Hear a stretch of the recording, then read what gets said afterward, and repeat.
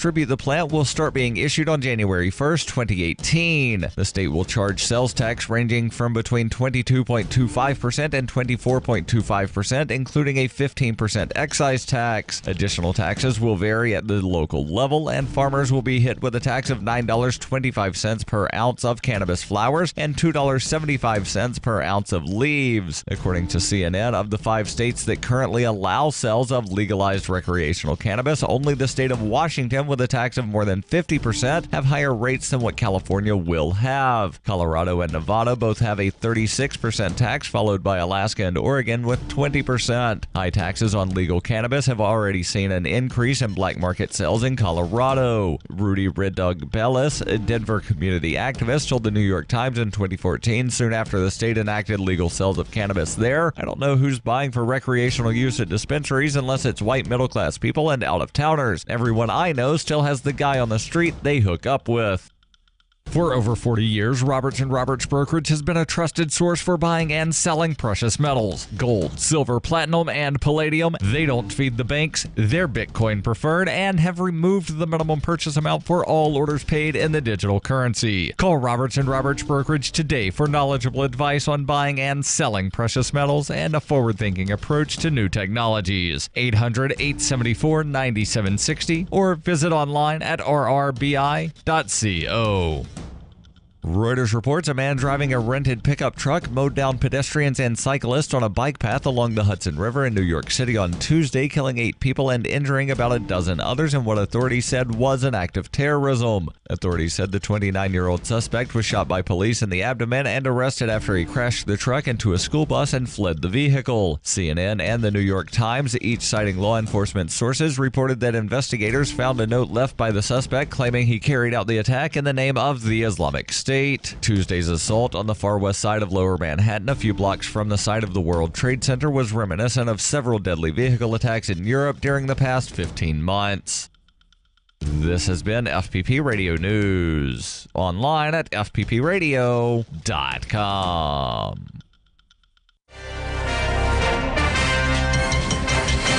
Overburdened with material comforts, America's wealthy can expect another disappointing holiday this year.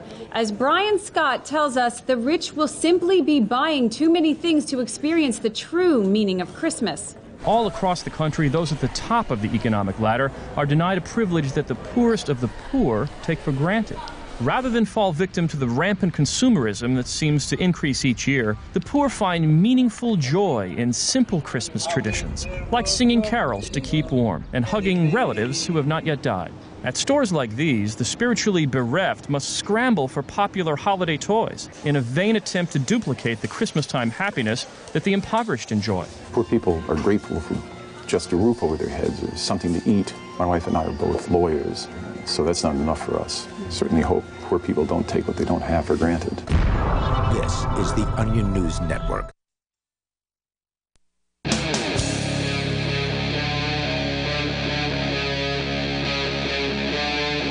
Free Talk Live.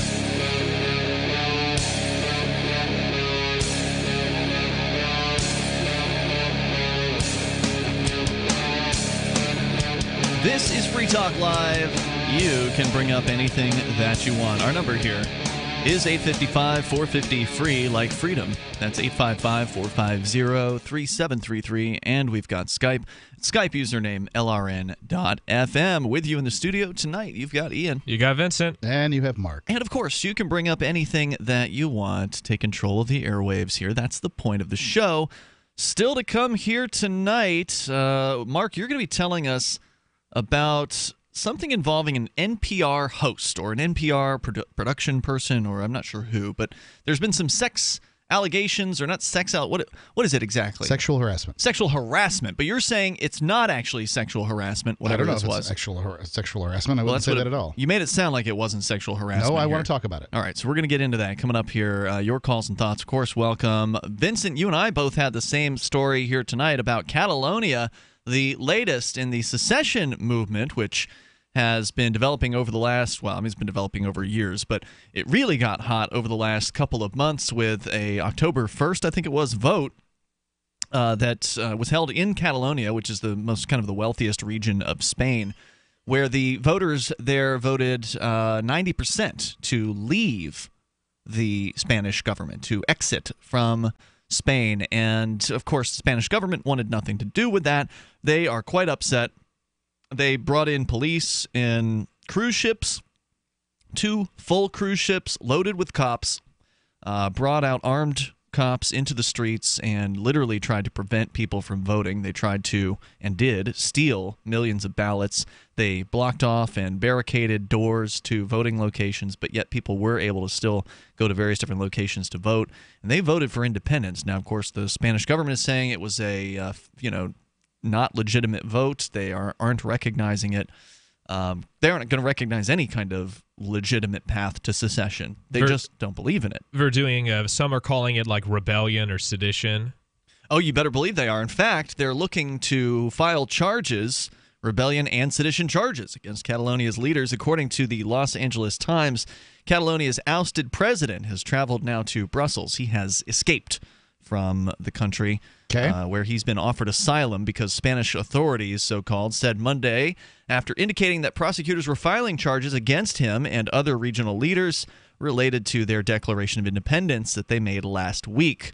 So they had originally, had said they were going to declare independence, but put it on hold with the intention of having another conversation with the Spanish government. So the Catalan leaders were going to meet once again with the Spanish leaders to try to hammer some sort of agreement out.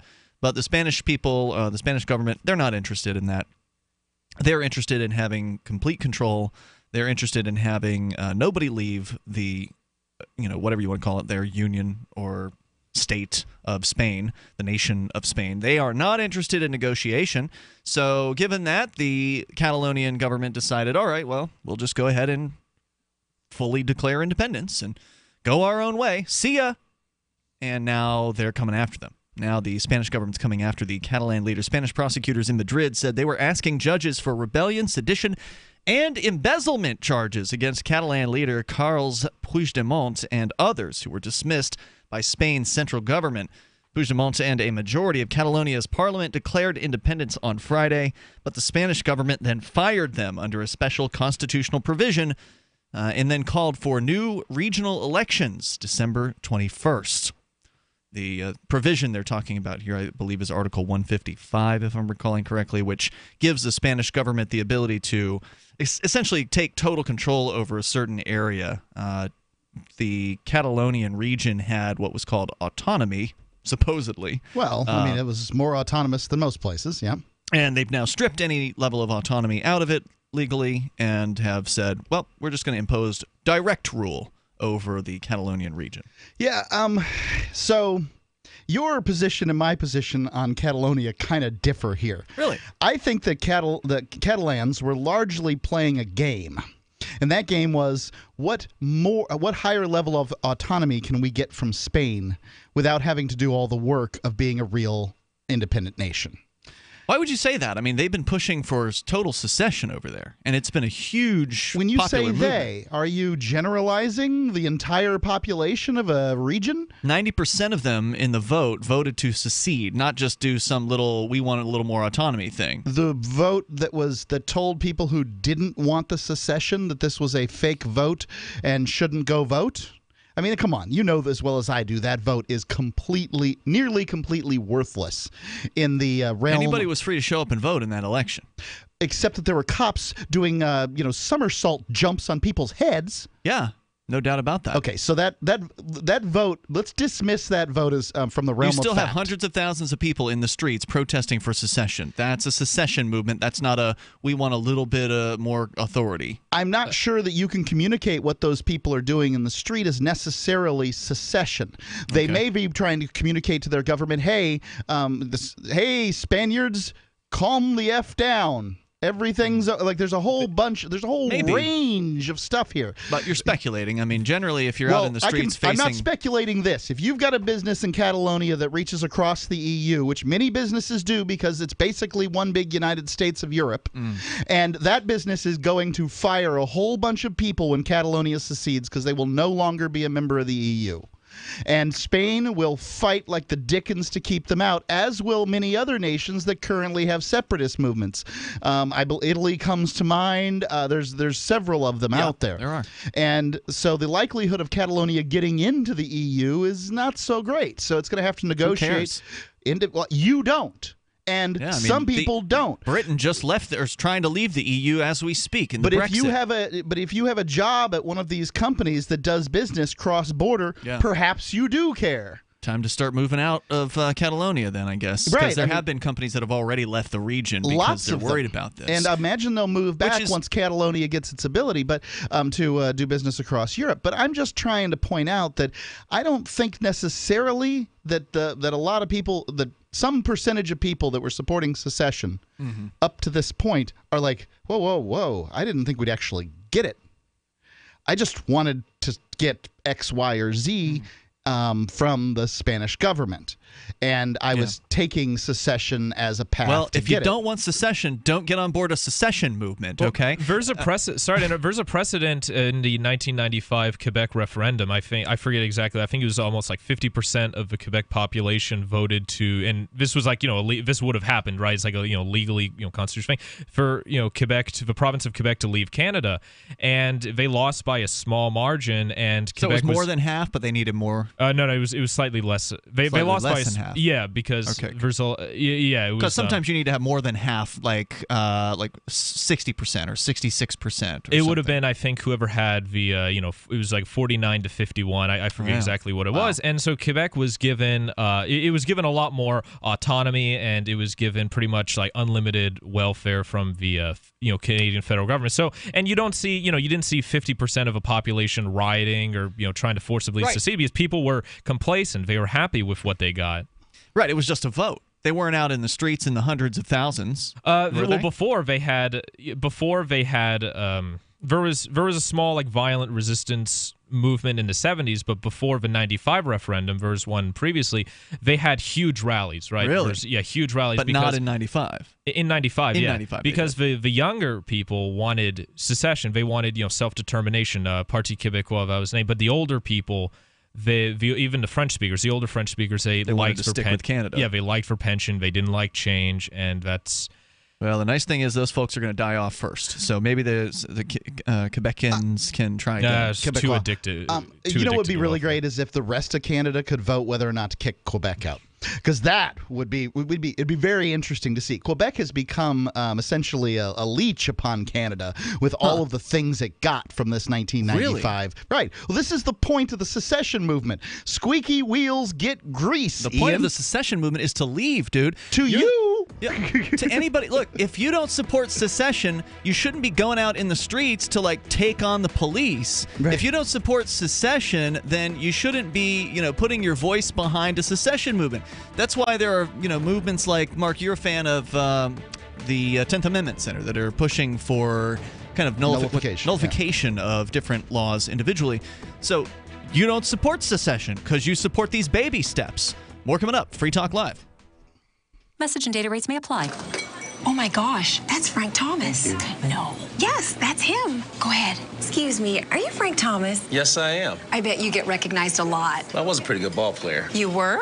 Some people thought so. Sorry, we recognize you from those Nugenics commercials. Oh, yeah? That's great. So does Nugenics really work? Oh, yeah. I really can feel the difference. My workouts are better, and I feel a lot more energetic. I wish my husband would use Nugenics. It's so easy to get started. All you have to do is send one simple text. Text the word radio77 to 42424 for a complimentary bottle of award-winning Nugenics, the #1 selling free testosterone booster at GNC. Its unique man-boosting formula is powered by Testofen, a patented key ingredient clinically researched to help a man feel stronger, leaner, more energetic, and more passionate. And you're going to like the difference, too. Text radio77 to 42424 for a complimentary bottle of Nugenics. Samples are not available in stores. Text RADIO77 to 42424. I got my Blink home security system delivered right to my door. I downloaded the app and it walked me right through the easy setup. Even with my complicated router system, I was done in like 10 minutes. Now it notifies me whenever something moves in front of the wireless cameras, or I can just check it whenever I want right from my phone. And I got you a deal. Get 3 Blink cams for what the other guys charge you for 1, plus an extra 10% off. Visit blinkprotect.com/FTL. blinkprotect.com/FTL. blinkprotect.com/FTL. Earlier this year, after many years of conflict over the direction of Bitcoin, the creators of Bitcoin Cash did just what they were told to do. They forked off. Now there are 2 Bitcoins, the one that is run by the big bank patsies, and Bitcoin Cash, the one that stays true to the creator's vision. Bitcoin Cash has surprised many with its relevancy and staying power, and the price reflects it. If you believe that Bitcoin was meant to be a low-cost, easy-to-use, peer-to-peer currency that could bring economic freedom to the world, you need Bitcoin Cash. Get your Bitcoin Cash wallet right now at bitcoin.com. Do you ever say, I could care less, when you really mean the opposite? You mean to say, I couldn't care less. It's a common mistake. You are judged by how you speak, especially if you're looking for work, with so many more applicants than openings now. But even if you're not, avoiding common misstatements will help you make the most of the dozens of conversations and transactions that crowd your daily routine. So whatever you say, don't say whatever as a single word sentence. It's the most annoying expression in the American English language, according to a recent poll. And avoid cliches like the plague. Just kidding. But seriously, at the end of the day, you'll want to avoid this scenario, sounding like everyone else. For more tips, hit survivalspeech.com. I'm Holland Cook. Here's a chance to do a little activism while you're cruising Facebook, Twitter, or Google+. Between the LOL cats, the recipes, the hot girls, and the inspirational sunrise memes, Free Talk Live's posts pass by your newsfeed. Like them, comment. It gives us more exposure. If you don't see our posts, click like at facebook.freetalklive.com and then hover over it to click Get Notifications. It's an easy way to spread the ideas of liberty a bit further. I know you're busy, but you can spare that 1/10 of a calorie it takes to click on something. facebook.freetalklive.com. This Your Family Today tip is brought to you by Nestle Toll House Refrigerated Cookie Dough. Who would you bake some love for? Find fun and easy baking ideas at tollhouse.com.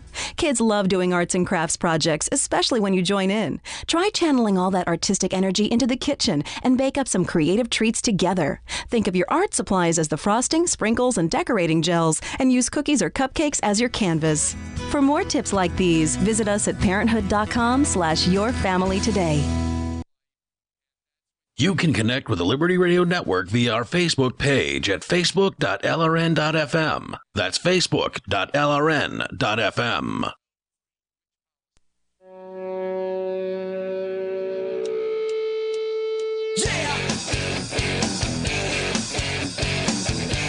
It is Free Talk Live. You're invited here to join us on the radio. All you have to do is dial in toll-free at 855-450-FREE, like freedom.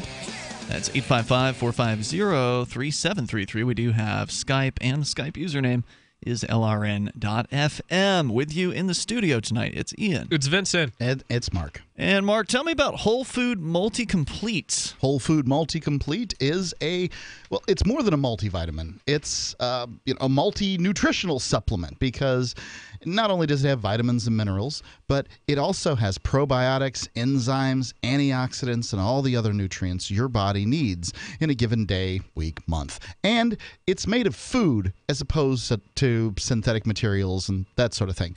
So if you were to try to replicate this by putting together these different supplements all into one, you'd probably be spending like $150 a month. But Whole Food Multi-Complete has been doing what the big guys won't quietly for about 15 years. The perfect blend of supplements in a single product. They've taken the expense and complexity out of following a complete supplement program. Visit simplifymysupplements.com to learn more. You enter coupon code FTL, you'll receive 10% off your order. Every time, every order, satisfaction guaranteed or your money back. Yes, they take Bitcoin. SimplifyMySupplements.com, coupon code FTL. The Spanish government is targeting Catalonians' politicians, their so-called leaders, as they are going after them for declaring independence from the nation of Spain last week. We'll tell you more about that coming up here. Ian, Vincent, and Mark in the studio. Toll-free number tonight, 855-450, free like freedom. That's 855-450-3733. Let's go to your calls and thoughts, where we start with Skype, where Stefan is on the line in Ohio. Hello, Stefan. I'd like to clarify on something Mark might have said a minute ago.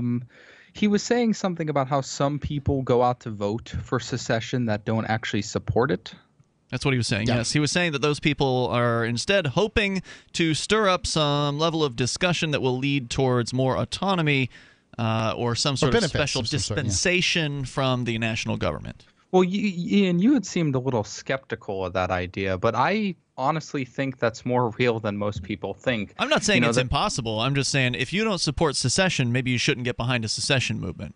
Well, some people in Catalonia might have thought, this is pie in the sky. This just isn't going to happen. Mm-hmm. But what if we got a big enough – it's kind of like some of the people in the United States that'll vote, like third party. They'll think, there's no way I'm going to win. Do you think? What if I? I'm sorry to interrupt. Do you think that the person who thinks that let's say in Catalonia, a person who believes that this is pie in the sky, it's never going to happen, but I'll vote for it anyway, are they the kind of person who's going to go out into the streets, into the hot summer sun, and protest for hours on end? Anything's possible. I'd be skeptical. Doesn't seem likely.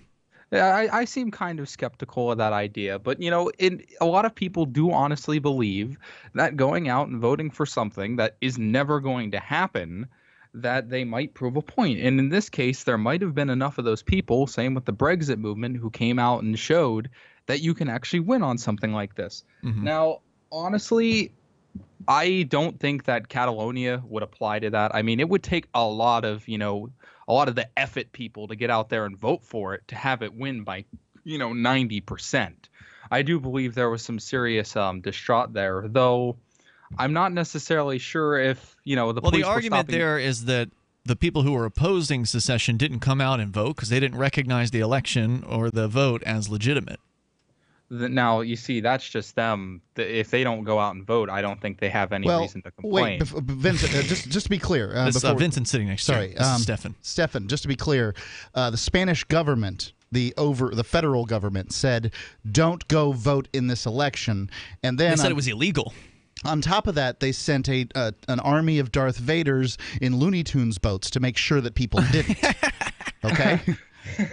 So in that case, it brings up a very important question. Do you think maybe that this motion wasn't nearly as popular as people thought, and that the police might have actually been stopping people who would have voted against it? They absolutely. We know for certain that a percentage of the population is now voting against or voting for secession simply because of the reaction of the Spanish government. It turns out when you put a boot in Uncle Fidel's face that suddenly people are like, wow, that wasn't very nice. Francisco, I think, for Spain. It would be.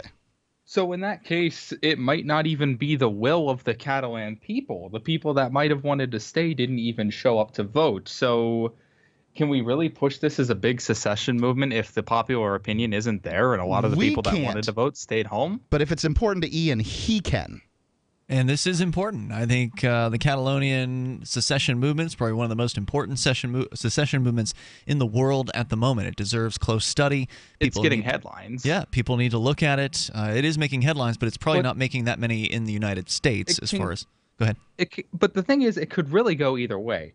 This could create one of two reactions. One, well, it's going both ways is actually what it's doing. It's not going necessarily either way. It's going both ways because you've got one group of people saying they're seceding, say bye-bye, and then there's the others in Spain saying, nuh-uh, no, you're not. So where's this going to end? What I meant is different reactions around the world. In the United States, it could go either way. People may think, hey, Catalonia can do it. Maybe, I don't know, California or Nebraska can do it. But the California secession movement came out recently. Some of them were saying that they don't think they're going to face the same troubles that Catalonia is facing. And that's what I was going to point out. A lot of people who might have supported something like this might see what's happening in Catalonia and think, wait, this could be my family. This could be me. The police could come after me. Sure. Yeah, risk is involved. I mean, that's why this is such an important thing to talk about. It's an important thing to look at because there is a lot of fear surrounding the idea of secession, and for good reason. I mean, when cops come in and start drop kicking people off of stairwells, throwing them down stairwells by their hair, picking them up by their hair, and just basically being thugs to people that are simply trying to go and vote in a referendum, that's an indicator of, hey, this is a pretty serious political move, right? Like, your typical political moves are not generally controversial. The issue at hand might be controversial, let's say legalizing marijuana or whatever, but the process is very, very laid out. People know that if you want to legalize marijuana, the way you generally do it is you ask a state representative or whatever to sponsor legislation. They put it through a process. It either gets approved or disapproved. It either gets vetoed or, voted into law. And we're all familiar. We saw the bill animated. What was it called? Those things. I'm a Bill, just singing a song. Oh yeah, Schoolhouse Rock. Yeah. Schoolhouse Rock. Thank you for that, Vincent. I'm glad you remembered. I'm just a Bill. He didn't remember. He's never seen one on television. Sure, he has. That thing's been around forever. Not on a television. On television. I bet he has. Was it on television? Or it wasn't. No, it wasn't broadcast. No, it was in elementary school. They showed it. I think it was on a VHS. It was on ABC. It was on ABC in the mornings. I remember that. And you're 18, right? Yeah, when I was like 6 or 7 years old. See, if you Mark, watched that's classic. ABC, I only claimed that Vincent didn't see it on broadcast television, and I was correct. But yes, I am going to say that it's good that people like you are covering it, and more people do need to know about secession, whether or not you agree. There might be people like Mark who think you need baby steps. Yeah, I mean, it is scary to go up against the federal government, any federal government, whether it's the United States federal government, the Spanish federal government. These are people who have near to unlimited resources to crush whatever your movement is. But the fact is, if they're going to crush your movement, if they're going to use violence and all those resources against you, then that's more than, to me, that's more of a motivation to actually secede, because these people are thugs, and I don't want anything to do with them. Thanks for the call, Stefan. This is Free Talk Live. In an emergency, you need a fire now. But what if the wood is wet? No problem for InstaFire. Our non-toxic fire starter packs lights wet wood, floats, and can even burn on water or in any weather. Sustains winds up to 30 miles per hour, and each pouch weighs only 1.75 ounces. Need an emergency or camp stove? Get the InstaFire Inferno stove that boils 20 ounces of water in under 3 minutes with controllable heat and temp from 425 to leaving pesky advertisers and spies in the dust. Get started today at virtualshield.com. Take advantage of our free 30-day trial. virtualshield.com. You have the right to remain private. Free Talk Live. You guys are just penguins. You're lemmings. I'm a penguin. I'm a lemming. Walking off the. Do you know what a lemming is? Yeah, well, it's a little rodent that people claim jump off of cliffs. It's not a rodent. It's a penguin, and you just walk off. A lemming is a penguin. That's a new one. They're penguin like. Yeah, it is. I'll check it out. Penguin, dude. No, it's and not. And you just walk off the cliff. You're rigged. It's rigged. Hold on, Mark is correct. A lemming, according to Wikipedia, is a small rodent. It is found usually near the Arctic. Together with the voles and muskrats, they make up the subfamily. She was really just confused. It doesn't make a difference. So what? It's They're related to rats, mice, hamsters, and gerbils. But they do jump off penguins. But they do jump off cliffs, don't they? No, they don't. They don't jump off cliffs. It's an analogy. Oh my God! You didn't live. You guys are too young. Beverly, you turned my world upside down. Lemmings don't jump off cliffs? Man, they do in the video game. Free Talk Live, 7 nights a week from 7 to 10 Eastern, live on the Liberty Radio Network at LRN.FM. What do you shop for that you could otherwise buy at Amazon? Pretty much everything, right? Amazon has competitive pricing and they deliver, and that's a big plus. If you could plan ahead in your shopping, would you be interested in saving up to 33%? There's a catch. You have to do your shopping in Bitcoin. But imagine those savings. It's like a huge raise. All you have to do is go to saveitpurse.com. We've saved thousands, and you can too. Plan ahead and save. Saveitpurse.com. So you've heard all 3 hours of the latest episode of Free Talk Live, and you're still hungry for liberty-oriented audio content? Did you know that we have another 24/7 audio stream at LRN.FM? The Liberty Radio Network airs the latest episodes of some of the best liberty-oriented podcasts on the internet around the clock. In addition to recorded content, you'll also hear live shows like Free Talk Live, originating from our Keene, New Hampshire studio. So listen anytime at LRN.FM. That's LRN.FM. Is spreading the message of liberty, cryptocurrency, and peace around the globe worth $2 per month to you?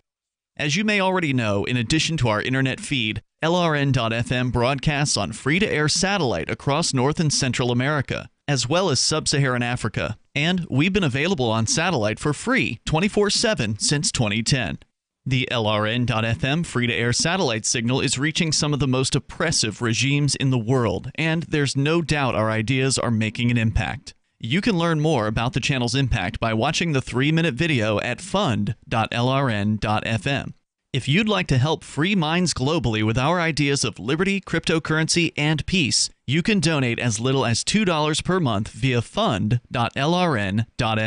You can help us continue and expand our satellite broadcast to multiple continents. Visit fund.lrn.fm today, and thank you for your help. Don't forget to share the link on social media. That's fund.lrn.fm.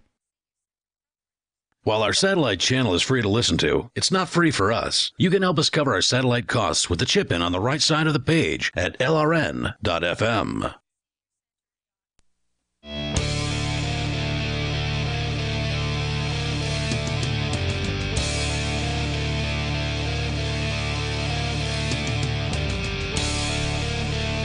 Hello, $6,700 Bitcoin.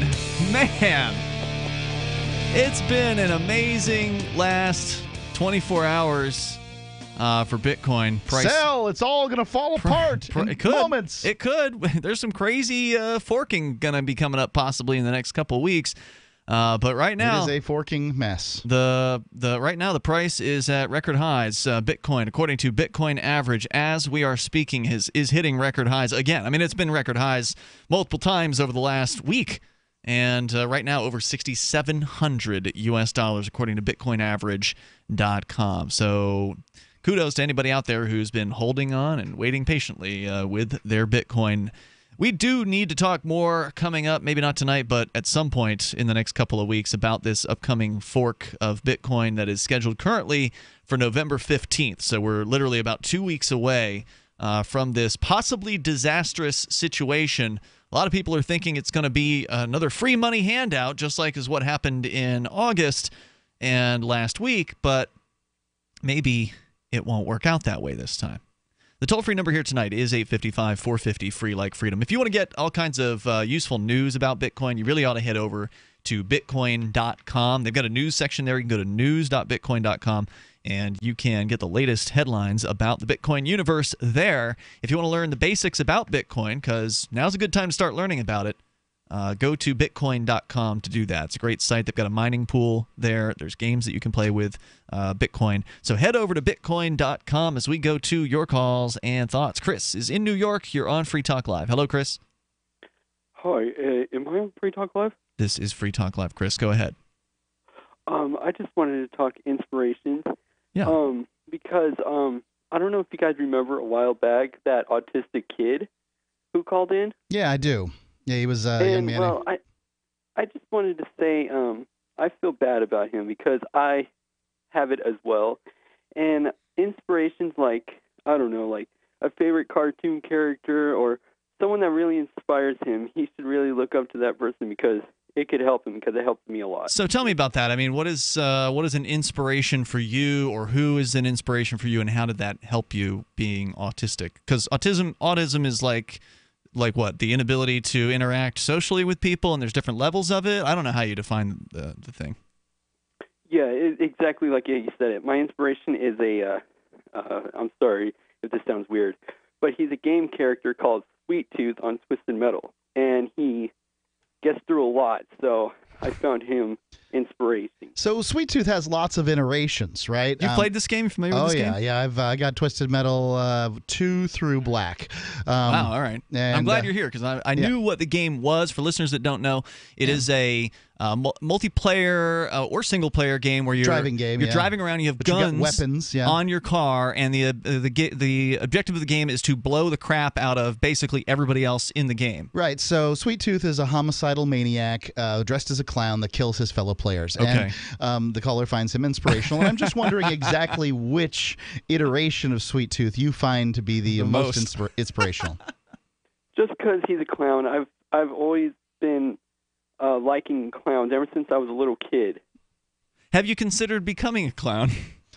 Don't ask him if he's considered becoming homicidal. No. Okay, good. Well, Chris, No, thank you for of course sharing not. that with us tonight. I appreciate it. The toll-free number is 855-450-FREE, like freedom. Now, the question is, You think he was kidding? Was that a crank call, a brilliant crank call, or an okay crank call, or was it a real story from an autistic guy? He certainly got the voice right. There's an autistic voice? Well, there's okay. Autistic people, depends on where you're on the spectrum. People could sound different, right? Some could sound like you or me. Okay. But then there's the kind of like voice, the voice that you hear, like, oh, this guy's kind of slow. Like that voice was pretty good. So you're saying from your expertise on autism that Yes, this guy fits the bill? I'm going to say that it was probably a crank of some sort, but I like the idea that somebody just calls in with some random topic to discuss. As long as they don't yell out the F word or something like that, I'm totally fine. Yeah, fine by me. I will say that Sweet Tooth to me is just more of this meme, the social idea that somehow clowns are bad or dangerous. That was real big last year. I mean, obviously people are still afraid. The movie It just came out. Yeah, but it was last year at about this time. There was like pre-publicity for the It movie, and there were these people that were they weren't getting arrested, most of them, but they were getting photographed coming out of wooded locations or in cities, dressed in clown outfits, and it was going viral on the internet. Now, of course, it was all likely being done as a prank or just as a setup to try to get a picture to go viral and get the somebody's Instagram account to go viral, that kind of thing. And to some extent, for some people, it did work. It generated headlines, that's for sure. The mainstream media picked up on it. But I don't know. I haven't seen the same level of clown craze this year, at least recently, even though you're right, the movie itself has been released. This has been going on for a very long time. I think it started with Stephen King's It, but is that what started it? What about John Wayne Gacy?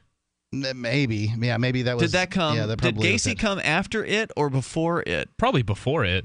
I can tell you as a kid, clowns didn't bother me at all. You hired one to entertain at the birthday party sometimes. Bozo the Clown had a nationally syndicated TV show. That was huge. Game show. Ronald McDonald was the pitch man for the most successful restaurant in the history of Earth.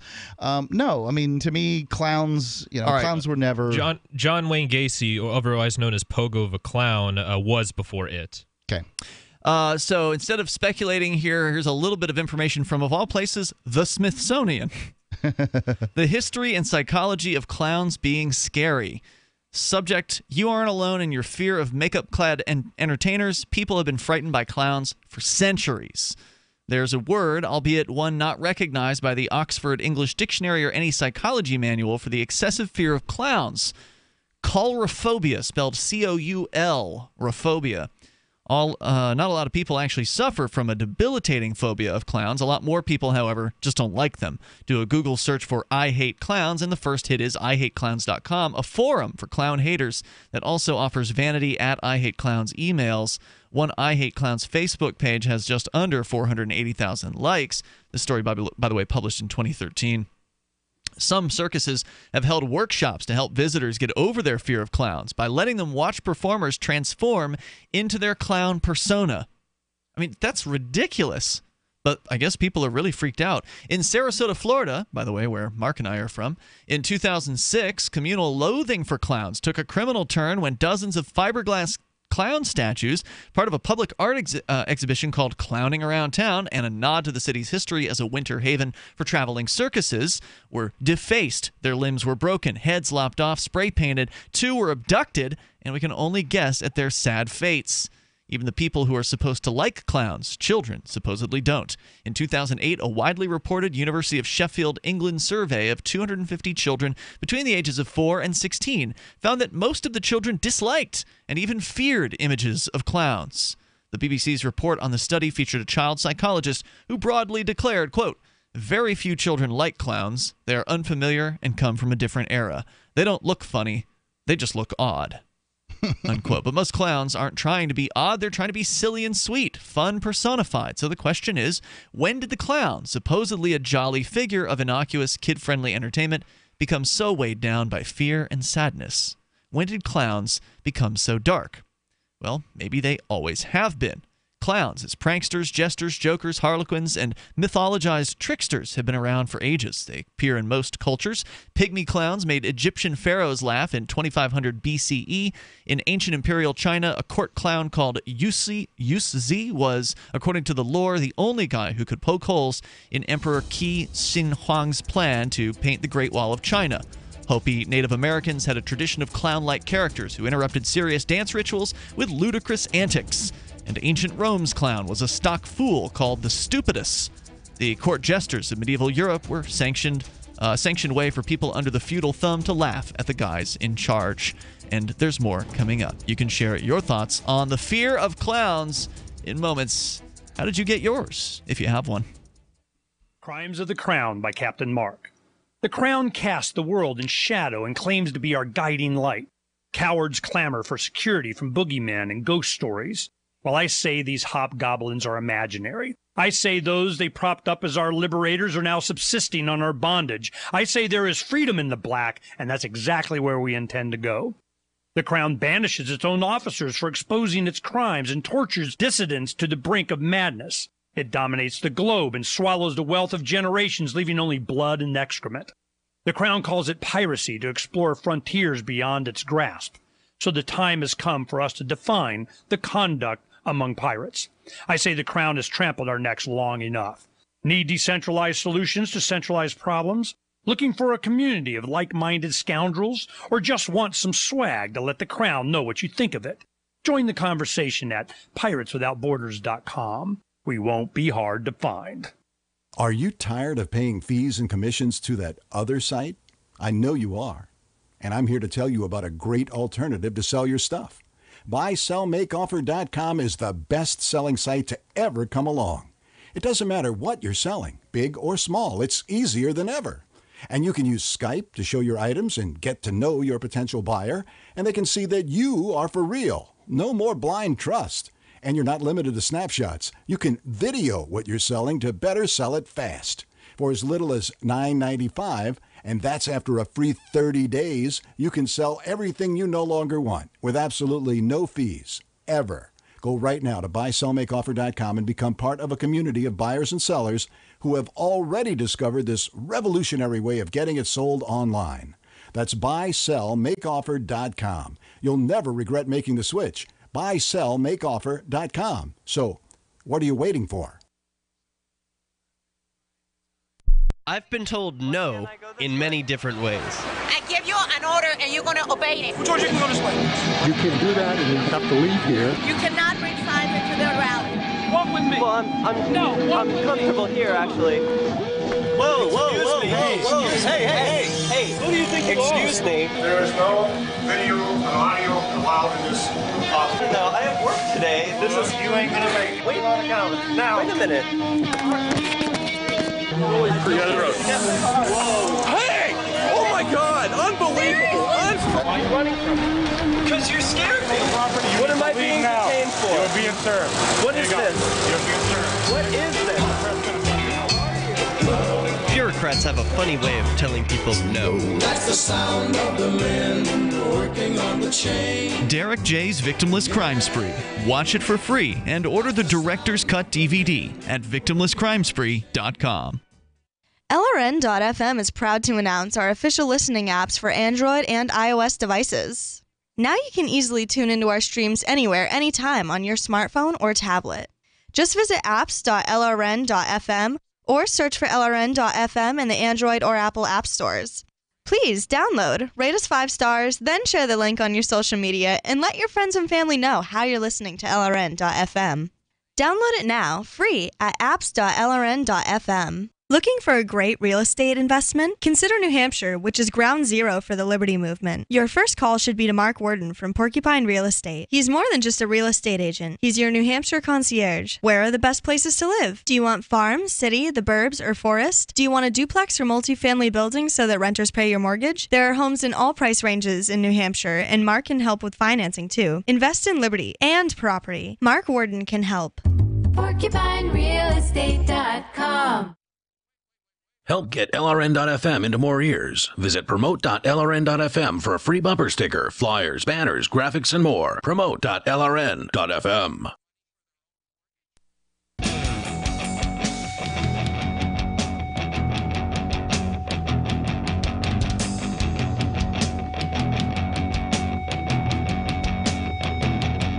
Free Talk Live. Dial in, toll free, and join us right here. If you want. You afraid of clowns? You want to talk about it? Toll-free number is 855-450-FREE like freedom. That's 855-450-3733. We weren't intending to talk about this subject, but this is how Free Talk Live works. You call in, you bring something up, and then we go off on tangents that we never intended to. With you in the studio tonight, it's Ian. It's Vincent. And Mark. In this case, Mark had said that he believed that it was the movie It, or the book, that had spawned such fear of clowns. And I'm sure Stephen King would love to take all the credit for that, but no, fear of clowns goes way back. According to the Smithsonian, which is saying it goes back for hundreds of years. We'll continue with that, but also want to let you know how to keep up to date with the latest with Free Talk Live. You can sign up for our email updates over at freetalklive.com. Just use the email sign-up box. It's right in the middle, front, top area of the page. So get signed up there. We'll send you a once-a-week, basically, email update unless I happen to forget about it, which does happen from time to time. So generally, it's once a week. Go to freetalklive.com. Get signed up there.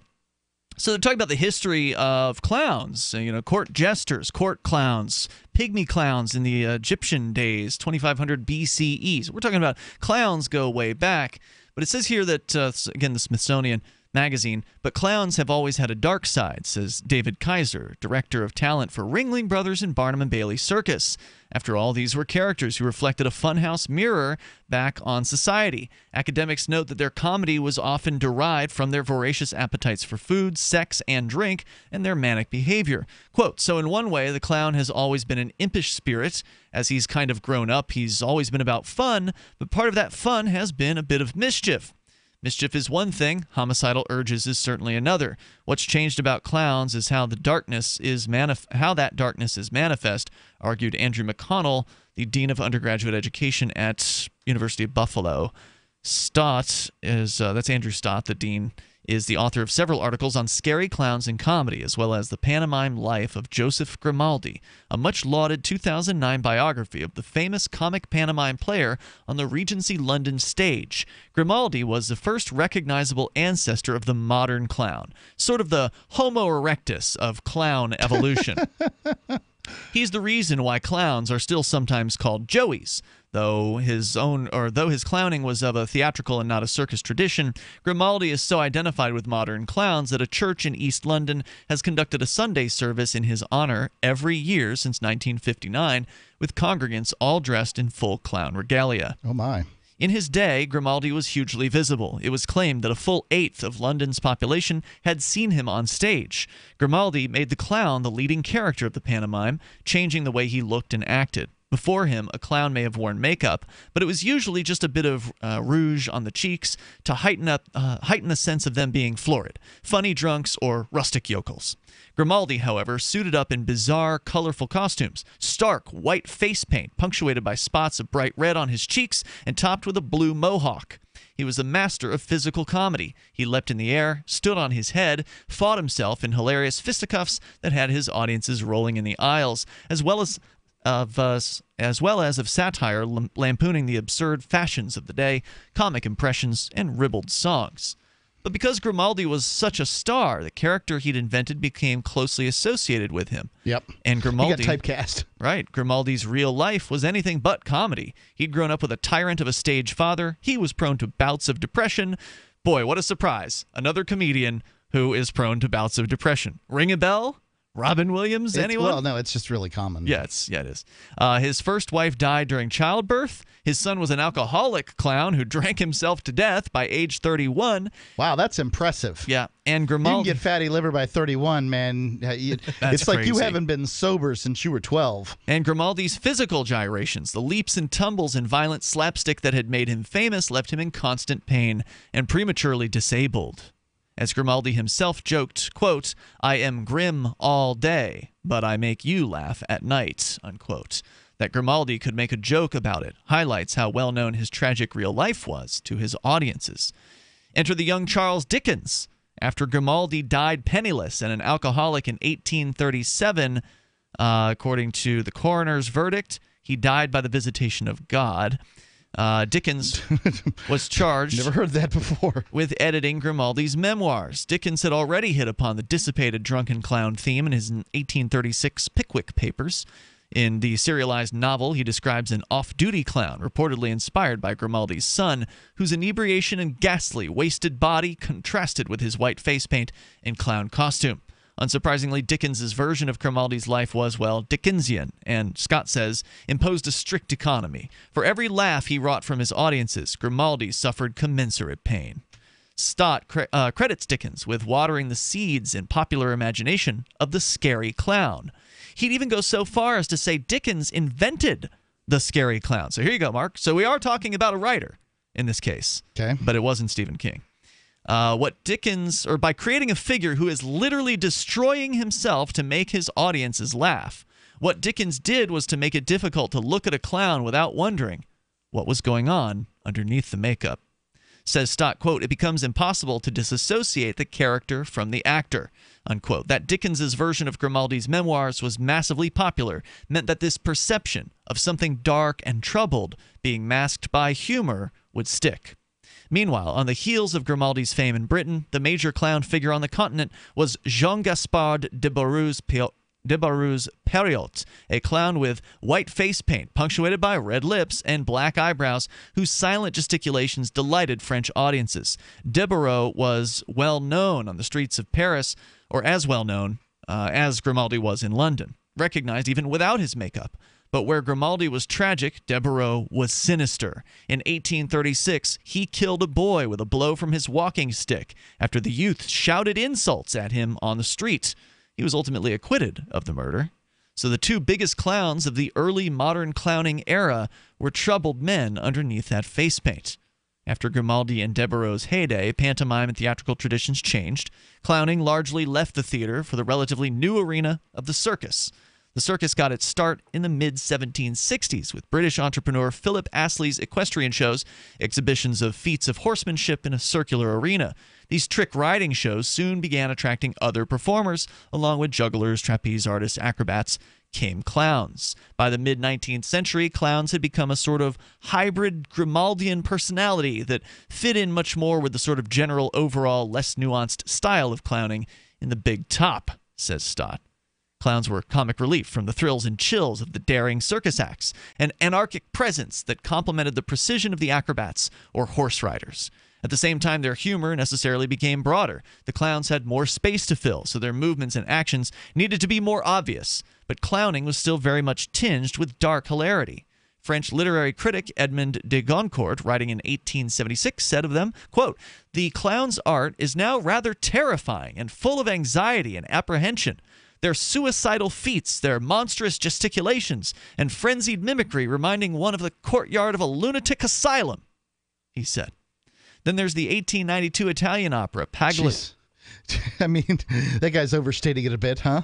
Pagliacci, which was called Clowns, in which the cuckolded main character, an actor of the Grimaldian clown mold, murders his cheating wife on stage during a performance.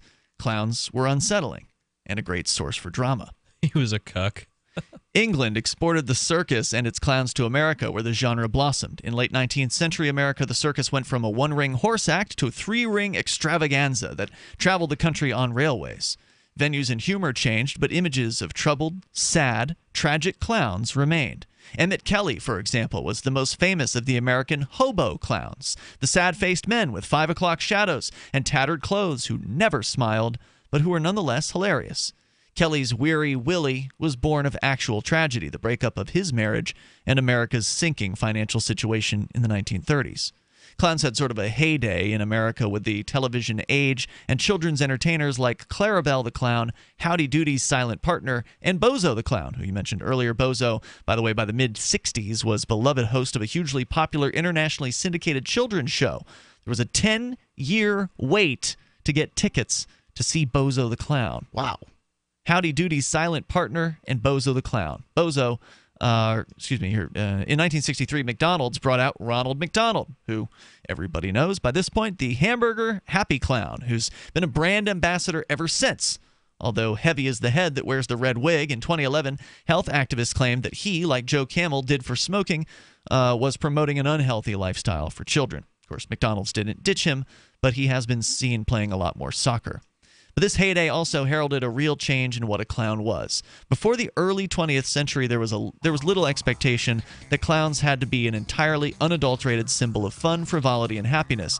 Pantomime clowns, for example, were characters who had more adult-oriented storylines. But clowns were now almost solely for children's entertainment. Our toll-free number here, if you want to join us, 855-450-FREE. It's fascinating stuff. I think we've gotten up to the current time. There's more, but we'll leave it as is. And you can share your thoughts. Are you afraid of clowns? How'd that happen for you? It's Free Talk Live.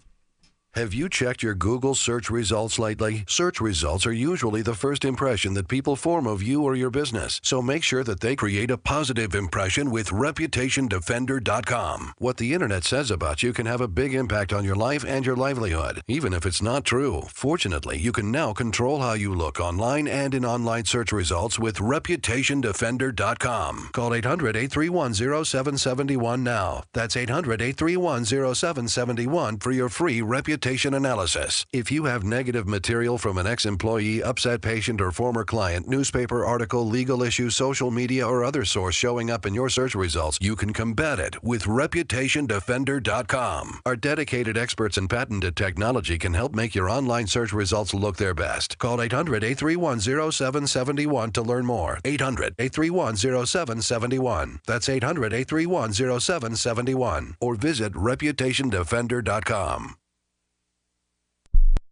Are you tired of governments murdering people around the world? Stop using their money. There is an alternative. Bitcoin is a stateless, free market, non-political currency. Bitcoin cannot be inflated or controlled by any government. By using their money, you are helping the state. Stop doing it. You have an incredible alternative available now. Learn it, use it, spread it. Get started with Bitcoin at Bitcoin.com. That's Bitcoin.com.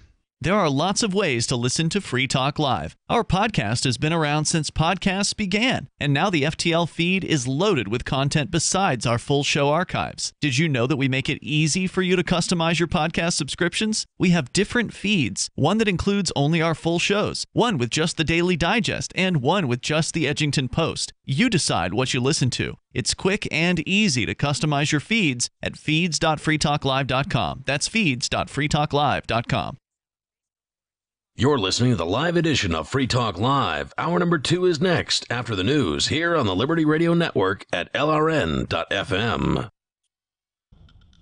From Keene in the Shire, the Liberty Media capital of the world, this is Daryl W. Perry, host of FPP Radio News for Wednesday, November 1st, 2017. Silver is trading at $16.92 per ounce. Gold is valued at $1,276 per ounce. Bitcoin is trading at 2 cents, and the average price of Bitcoin is $6,512. Antiwar.com reports a new bill making its way through the U.S. Senate, co-sponsored by 7 Democrats and independent Senator Bernie Sanders, aims to prevent President Donald Trump from following through on his threats to totally destroy North Korea by explicitly forbidding a U.S. attack. The bill would forbid any preemptive nuclear strikes on North Korea or spending any money on any military strikes against North Korea without prior congressional authorization. It would not apply if North Korea strikes first. Legally speaking, President presidents are already intended to not be able to just start wars on a whim in the first place, but recent presidents have played so fast and loose with advanced authorizations that many in Congress believe they need to explicitly preclude the attack on North Korea beforehand instead of trying to clean up the mess if an illegal nuclear war is launched. Aggressive nuclear wars aren't likely to be super popular, which would be an advantage for the bill, assuming it ever comes up for a vote. So far, the Senate leadership has shown no inclination to let that happen. In 2115 New England, there are no borders, no states, and no regulations, yet never has a more peaceful and prosperous place existed. But Mr. Drake's security company has seen better days. Faced with the prospect of waning power, Mr. Drake intends to replace the anarchy of New England with a government. Anarchy in New England by Joe Jarvis is available from Amazon.com and all major bookstores. UPI reports California legalized cannabis, but the taxes could be so high that black market purchases will be more attractive to buyers, according to a report released on Monday. Global credit rating firm Fitch Ratings estimates that cannabis taxes in California could reach as high as 45%, including state and local taxes. That could put legal sellers at a disadvantage to their black market competition. The firm said high tax rates raise prices in legal markets, reinforcing the price advantage of black markets. California's black markets for cannabis were well established long before its voters legalized cannabis in November 2016 and are expected to dominate post-legalization production. Voters in California voted to legalize cannabis for recreational use in November 2016, and licenses to grow and distribute the plant will start being issued on January 1st, 2018. The state will charge sales tax ranging from between 22.25% and 24.25%, including a 15% excise tax. Additional taxes will vary at the local level, and farmers will be hit with a tax of $9.25 per ounce of cannabis flowers and $2.75 per ounce of leaves. According to CNN, of the 5 states that currently allow sales of legalized recreational cannabis, only the state of Washington, with a tax of more than 50%, have higher rates than what California will have. Colorado and Nevada both have a 36% tax, followed by Alaska and Oregon with 20%. High taxes on legal cannabis have already seen an increase in black market sales in Colorado. Rudy Red Dog Bellis, a Denver community activist, told the New York Times in 2014, soon after the state enacted legal sales of cannabis there, "I don't know who's buying for recreational use at dispensaries unless it's white middle-class people and out-of-towners. Everyone I know still has the guy on the street they hook up with." For over 40 years, Roberts & Roberts Brokerage has been a trusted source for buying and selling precious metals. Gold, silver, platinum, and palladium. They don't feed the banks. They're Bitcoin preferred and have removed the minimum purchase amount for all orders paid in the digital currency. Call Roberts & Roberts Brokerage today for knowledgeable advice on buying and selling precious metals and a forward-thinking approach to new technologies. 800-874-9760 or visit online at rrbi.co. Reuters reports a man driving a rented pickup truck mowed down pedestrians and cyclists on a bike path along the Hudson River in New York City on Tuesday, killing 8 people and injuring about a dozen others in what authorities said was an act of terrorism. Authorities said the 29-year-old suspect was shot by police in the abdomen and arrested after he crashed the truck into a school bus and fled the vehicle. CNN and the New York Times, each citing law enforcement sources, reported that investigators found a note left by the suspect claiming he carried out the attack in the name of the Islamic State. Tuesday's assault on the far west side of Lower Manhattan, a few blocks from the site of the World Trade Center, was reminiscent of several deadly vehicle attacks in Europe during the past 15 months. This has been FPP Radio News, online at fppradio.com. The entire nation has been transfixed by the emotional saga of missing toddler Aaron Crawford. Police remain baffled by 4-year-old Aaron's mysterious disappearance. The Crawford family is finally speaking out, but it isn't easy. We're taking it day by day, you know? We just miss our baby so much. This must be so hard on everyone. All he does is cry. I hate him. Little Aaron was last seen in the bedroom he shares with his older brother, Denny. Authorities say he was abducted by an intruder in the middle of the night. Denny was in the room when Aaron was taken. Yeah, right here. Now it's just my room. Denny, can you tell us what happened? I was in my room. A man lifted up the window and came in. Were you scared? Yes, because I thought he's going to take my Xbox. This is the Onion News Network.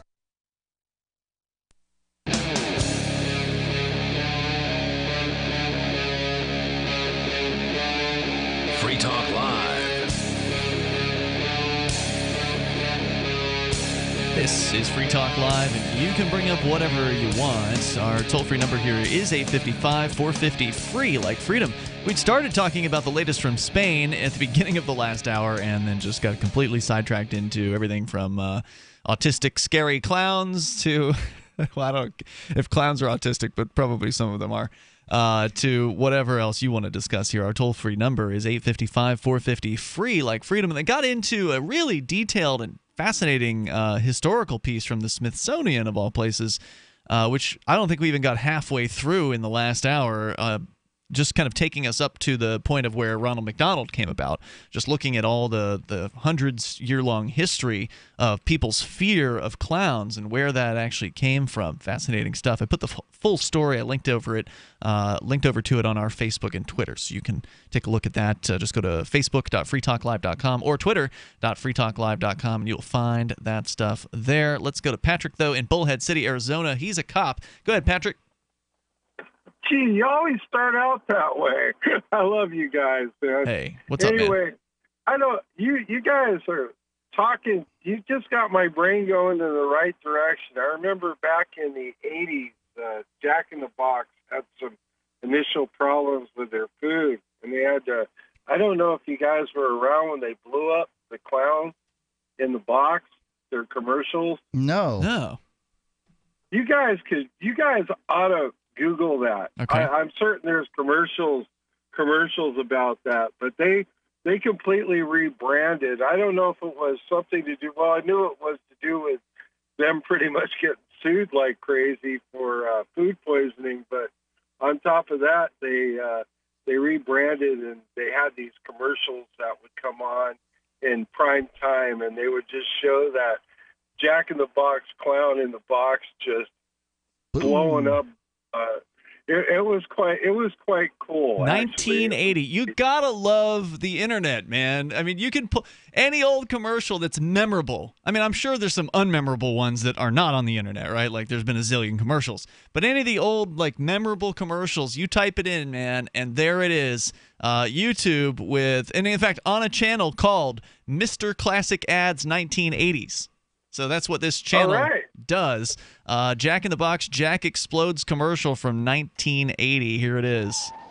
What are you doing to the Jack in the Box clown? He's going bye-bye, lady. But he's so cute. Cute was the old Jack in the Box restaurants.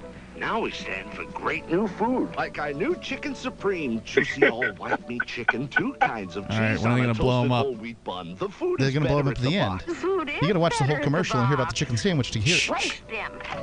There it goes. Boom, Jack in the Box right at the end there. All right, so there you go, Patrick. A little blast from the past for you. Yeah, so to speak. that was funny because there was a big problem back then because people hadn't changed their signage. So I know in the Bay Area where I was from, there were idiots that went out there that actually would do damage to those boxes they had on there. And now that probably has less to do with fear of clowns and more to do with just a-hole teenagers with nothing better to do. Would be my guess. Well, hey, what can you say? Hey, kids will be kids, There you go, But Patrick. it was better. Go lock some of them up, Patrick. Man, somebody you, stole a guys. bowl of candy from out front of the studio last night. And it's not the first time that's happened either. It happened thanks, by the way, Patrick. I appreciate the call. Thank you. It happened, I think, toward the end of the first hour of the show. I noticed a car rolled up and somebody got out of the passenger side and, moved a little faster than you would think a child would go for the candy. And then after that, Daryl came in and said, hey, the bowl's gone from out front. Because we don't obviously answer the door here at the studio during the show. It would be a little distracting. So we just leave candy out front. So somebody got themselves $1 worth of candy out of that whole deal. I imagine they were going from house to house, any place that had candy sitting out and taking it. Or maybe they just targeted us. Yeah, they just still like you. Yeah, it could have happened. That homeless guy who hangs around Central Square. The one that's always asking for money? Yeah, maybe it was him. Toll-free number here, 855-450, free like freedom. That poor guy, all he wants is some money, and you're blaming the candy theft on him. Well, I imagine he's hungry, unless there's lottery He would tickets. like you to imagine eats darn well. He is a big tell. boy. I mean, that guy is, he's got a lot of fat stored on him for extra, necessary energy that he can burn off anytime he wants. So anyway, yeah, he seems to be doing just fine. He's always playing those lotto tickets out there. He's not buying sandwiches with that. Patrick's call on commercials reminded me that, there's just a bunch of commercials that sort of stick with you from way back in the day, and I think the ones that stick the most are the jingles for me. Sure. I remember this product called RC100. Never heard of it. Yeah. Well, I mean, you'd probably have to be around that one period of time, but Is it RC car? No, RC Royal Crown. Oh, alcohol. No. It's a soda. I was thinking Crown Royale. Yeah. RC like RC Cola.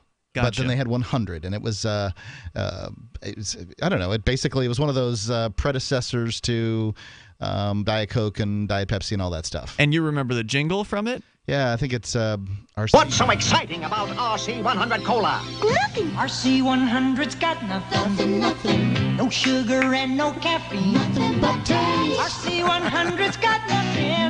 Nothing. Oh, it's like nothing I've ever seen. If you haven't tasted caffeine-free RC100, you ain't tasted nothing yet. RC100's got nothing. It's got nothing but taste. Thanks for nothing. Does that make you feel nostalgic? Old. When you hear that? There you go. I like that it. was also 1980, so the same year as the last commercial. I like the aesthetics of it. It was nice. Do you remember the Hires root beer jingle? No, I don't know that one. Yeah, they had another one. Because I don't know, I haven't even seen Hires root beer. I never think heard it's of it. Gone. Yeah. But that was another jingle out there that was on television. Huh. Well, there's been a lot of jingles, that's for darn sure, but some of them do stick with you. They stick with the you. years. Yep. The toll-free number here. I think Oscar Mayer Wiener has to be probably one of the most famous. Well, right, for certainly that's one that's been used for a long time. Mm-hmm. When we were growing up, there was the Baha'i Hut, which was definitely a very famous jingle for the Sarasota, Florida area. So some of them are famous regionally, others are famous nationally. Thank God we're on the air right now in Sarasota. Did you have somebody gets your joke? Did you have a Subaru Summer? I remember that from Florida. No. Oh, I'm not going to say. I didn't even know Subarus existed in Florida. But up here, they're completely different. They're so popular in New England. Yeah, I can't imagine why you'd spend the extra on repair, on buying and repairing a vehicle, an all-wheel drive vehicle in Florida. Mm-hmm. You just wouldn't need it. Is it good in heavy rain? I mean, for traction? Sure, absolutely. Yeah. I mean, they're the best vehicle on the road, but the cost versus a front-wheel drive, I wouldn't think that it would be worth it. Well, that's why they had the jingle. It's going to be a Subaru Summer. See, I remember that. I remember that for 10 years. The toll-free number here tonight, if you want to join us on the air to talk about what you want, 855-450, free like freedom. So last hour we were discussing briefly, until we went into Scary Clowns, the really scary situation for the people in Catalonia, where the Spanish government is not clowning around when they come in with truncheons to bash your head in because you want to secede from the nation of Spain. In fact, they're going after the higher-ups right now. The Catalonia's ousted president, Carles Puigdemont, he is being pursued. In fact, he's already left the country and has traveled to Brussels, where he's been offered asylum. Puigdemont and a majority of Catalonia's parliament declared independence on Friday, but the Spanish government then fired them and under a special constitutional provision and called new elections for December 21st. The Attorney General, José Manuel Maza, did not order their immediate arrest, saying he wanted to urgently prosecute the 20 politicians and ordering them to appear in court in Madrid in the coming days. So they want them to come to their court on their own. Which, of course, to do that would recognize the supposed authority of the Spanish government. Sure. If you've declared independence and then the Spanish court says, well, we are going to charge you. Now you report here at 8 a.m. Monday morning for court. Well, if you go, then that suggests that you still believe you're underneath their authority. Whereas if you don't go, that is yet another, F you, the middle finger, being flipped off at the Spanish national government. And so we'll see how this all pans out. There's more to talk about with Spanish Secession. Whether you want to talk about scary clowns is up to you. You can also bring up anything you want. Our toll-free number is 855-450-FREE like freedom, 855-450-3733. This is Free Talk Live. Message and data rates may apply. Oh my gosh, that's Frank Thomas. No. Yes, that's him. Go ahead. Excuse me, are you Frank Thomas? Yes, I am. I bet you get recognized a lot. I was a pretty good ball player. You were?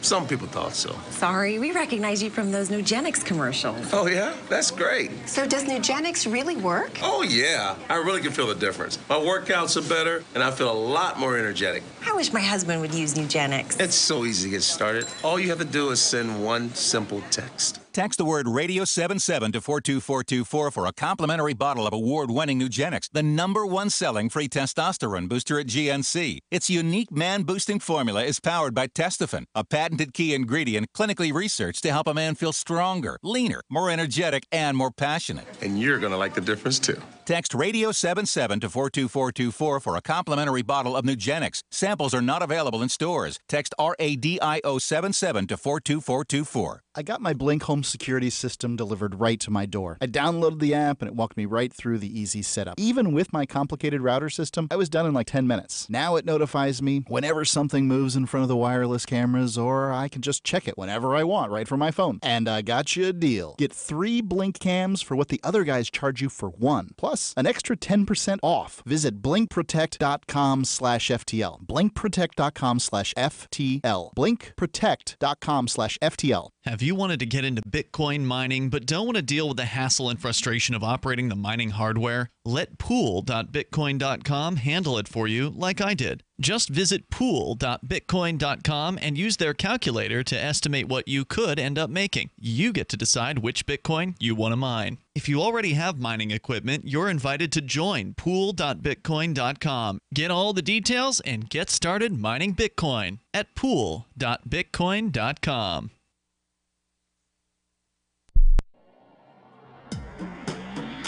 Free Press Publications is an independent, alternative media and publishing company founded in June 2009 with the mission of ensuring a free press for the freedom movement and is committed to spreading the message of peace, freedom, love, and liberty. FPP also gives new authors an avenue for publishing freedom-oriented material. FPP brings you daily news and commentary on the website fpp.cc, as well as a daily 5-minute newscast, FPP Radio News, and weekly news, views, and commentary in the FPP Freedom Minute and Peace, Love, Liberty Radio at fppradio.com, and the monthly newspaper FPP News at news.fpp.cc. Find FPP online at fpp.cc. That's fpp.cc, as in Creative Commons. The 3 most important things you can do for Free Talk Live are 1. Share 1 episode a week on Facebook or in some other social networking site. 2. Buy the things you buy online through shop.freetalklive.com. 3. Give $5 a month to the AMP program. It's my firm belief that Free Talk Live's AMP program is the best use of your charitable dollar among liberty-oriented organizations. Support all the organizations you love. But make sure you give $5 a month to AMP at amp.freetalklive.com.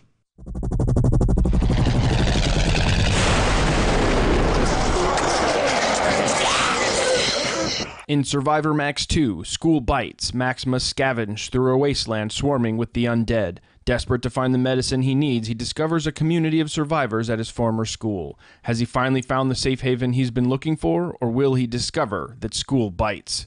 Look for Survivor Max on Facebook, read reviews on Amazon, and read Chapter 1 at survivormax.com. This is the Liberty Radio Network, broadcasting the latest liberty-oriented audio content 24 hours a day at LRN.FM.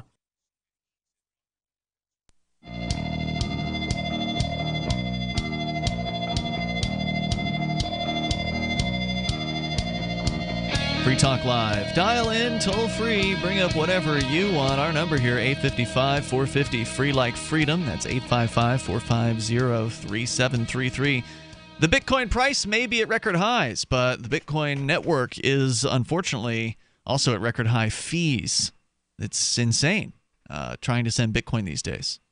I saw somebody posting on a local Bitcoin, or not local Bitcoin, but a Bitcoin group here in New Hampshire, that they were giving up on Bitcoin because they were trying to send like $7 worth of Bitcoin somewhere. And I think that the Bitcoin network was demanding, or the software they were trying to send it with was demanding upwards of $11 worth of fees in order to send $7 worth of Bitcoin. That's broken.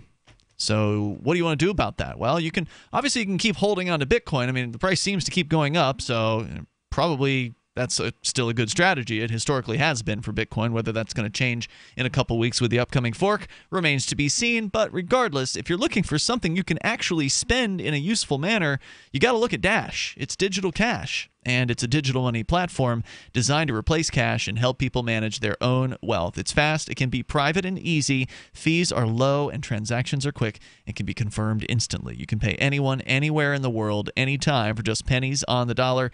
Dash is decentralized and run by users who earn rewards for helping run the network and make governance decisions. Anyone can invest in Dash and earn rewards for helping run the Dash network. So join Dash and help create a better financial system for everyone. Take back control over your financial future today and find out more at Dash.org. There's a lot of momentum behind Dash right now. Go to Dash.org and find out why. Our toll-free number, if you want to join us here on the radio, 855-450-FREE like freedom. That's 855-450-3733. The government of Spain wanting to prosecute 20 politicians out of Catalonia for declaring independence, for calling it quits on the Spanish national government. They are demanding that those politicians, one of whom, at least one, has left the country and fled to Brussels seeking asylum. These brave secessionists. Well, this is what happens when you let yourself be disarmed. You're a disarmed nation. You could stand up, but once the government comes in, you could only run. You're still going to get crushed. I mean, even if you're going to stand up against the government with guns, they're going to have more guns than you usually, unless you actually manage to bring the entire Catalan police force to defend you from the Spanish national government. In which case, then you've got a war on your hands. Well, I wouldn't say that. I mean, when you when you have like an actual, you take a stand, I think more, the soldiers would be less, or police would be less inclined to fire on their own people. They'd be less inclined to fire at all because seeing them as their own people. But it's not like the Easter Rising in, IRA in Ireland, because everyone has a camera. Anyone, the media could be there. If one cop shoots, it'll be a PR disaster. So if people just stand up, because if they have guns, they'll be taken seriously. I think there's some bloodthirsty people in Spain who would love to see the Catalans get shot. I mean, you've got people out in the streets protesting against secession. So not only do you have hundreds of thousands in the streets protesting for secession in Catalonia over the last several months, but there have been maybe as many, or not quite as many, but there have been quite a lot of people in other regions and even in Catalonia who have protested in favor of staying in Spain.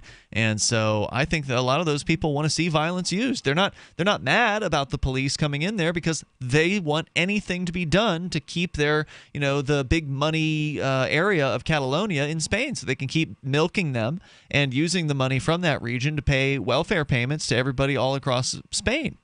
I mean, that's one of the reasons why they want Catalonia to stick around, because they're a big money resource. Why doesn't Catalonia want to stay and just hand out the money to? I mean, this is a very socialist government in Catalonia. Like, we are the socialists. We want to secede is like their shtick. That's right. Yeah. And they're more socialist than Spain is socialist. So why is it the socialist programs are what bother the socialists? I don't know if they're more socialist than Spain. Oh no, they are. Are they? I'm telling you now. That's what's going on. Because they're just socialists who. There's definitely Spain socialists, right? So we're just talking about two different groups of socialists here. It's always interests me which group of people the socialists want to rob. It's always the rich people, but they generally find some polygon on a map and they say the rich people that live here should pay for the poor people who live here. What's wrong with the poor people all around the globe that are starving? Your poor people are fat. I mean, for God's sakes, you don't have poor people. Your poor people are walking around on smartphones eating Cheetos. There's poor people in the globe, and it's not here. There's no such thing as poverty when you could buy a cheeseburger the size of your head for $2, right. As Goes said. I think that they claim that they want to tax the rich, but when they think of rich, they think someone making, say, like $100,000 $100 between $1 million, when that's really just what some would call middle class, because a lot of these people have no idea what it takes to run a business. Usually the people that one would imagine being rich, like the 1%, are the ones pulling the strings behind the socialists, or even for party officials. It's always the middle class that gets bitten hard. It's everyone who gets screwed over by socialism, but usually the people who get robbed the most are the middle class. That's generally true, but of course any tax hurts poor people the worst, simply because they can't afford it as much compared to middle class and upper class. But anyway, back to the story here from the Los Angeles Times. Now, Mark, you'd mentioned the politician who ran. He left Spain and went to Brussels seeking asylum. Yes, I called him brave. It's not. You shouldn't be surprised, right? I mean, he's a politician. No, it's the best choice. Right, because he's going to avoid possibly being executed or whatever the punishment is for he treason. Won't be executed. He'll be incarcerated. They're calling it rebellion and sedition. Come on, man. I mean, they said the cops out there without guns. Let's see. Jaime Alonso Cuevillas, Puigdemont's attorney, told Antena 3 Television the attorney general's claim that his client was guilty of rebellion was real nonsense, he said. Puigdemont did not immediately comment. Spokeswoman for his party, Marta Pascal, said she could not confirm whether he would appear in court to face those charges. She says, "I've talked with him and he's fine," she said at a news conference. Let's see. When do they want them to show up? The coming days, so we don't know exactly when the deadline is for that. The Madrid government had warned members of the Catalan cabinet that they could remove belongings from their offices on Monday, but if they tried to perform their official duties, they would face charges. Puigdemont caused a stir Monday morning by posting a photo of the outside of the Catalonia government building with the caption, "Good day," giving the appearance that he might be at work. At least one local official showed up briefly to protest. Joseph Roll, in charge of territorial affairs, tweeted a photo of himself sitting at his desk Monday next to a newspaper with the headline, "Back to Work." "In my office," he tweeted, "fulfilling my responsibilities that the people of Catalonia have charged me with." Soon after, he was spotted being escorted from the building by police. Independent voters or independent supporters have vowed to defy the Spanish government with civil disobedience, because this is where the rubber really hits the road now. Yeah, the best things for these politicians to do is wait until the cameras are about and then begin sort of disobeying the words of the police. So if he was to struggle with the police at his desk, that wouldn't be good. It wouldn't be useful at all. But coming out of this building, then he starts in front of a crowd. Yeah, in front of a crowd, in front of the cameras and that sort of thing. He lets him pound on him for a little while. Then that's news, baby. So as I was saying, this is where the rubber hits the road, right? I mean, before they were definitely active. They were out in the streets. There were protests. I mean, that was amazing. The numbers that they had were incredible. But now, Spanish government's cracking down. It's time. They're getting even more violent here. They're making bad moves. They're demanding court appearances. They're trying not to come out and actually do what Mark's saying here and crack any politicians' heads. They're trying to go through another sort of legalistic process to make it look all legitimate. But the state do statey things. Oh, they're gonna. That's what they're talking about. Civil disobedience. We'll tell you what they got planned coming up here. This is Free Talk Live. ProPure water filters. Most trusted, most tested. Right now, you can save 25% on the ProPure Nomad Gravity System. Visit an authorized ProPure dealer for details. That's PROPUR. Advertising your business with GCN is simple, effective, and more affordable than you might think. Visit advertise.gcnlive.com for more info. Take your business to the next level. That's advertise.gcnlive.com. Want revenge on the common housefly?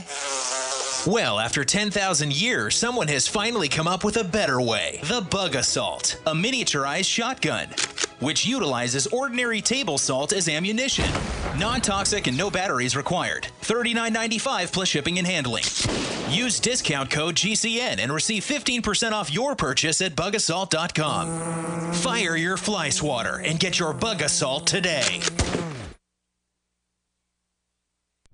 On Free Talk Live, we're bringing people to the ideas of liberty every day. From wrestling superstars like Glenn Jacobs. You guys really are having an impact, I believe. Like I said, a lot of where I am now is due to listening to Free Talk Live. You changed my mind on some very important issues years ago. To random people tuning in on the radio. I was kind of stuck in the left-right paradigm. I heard your show by chance on a Saturday night.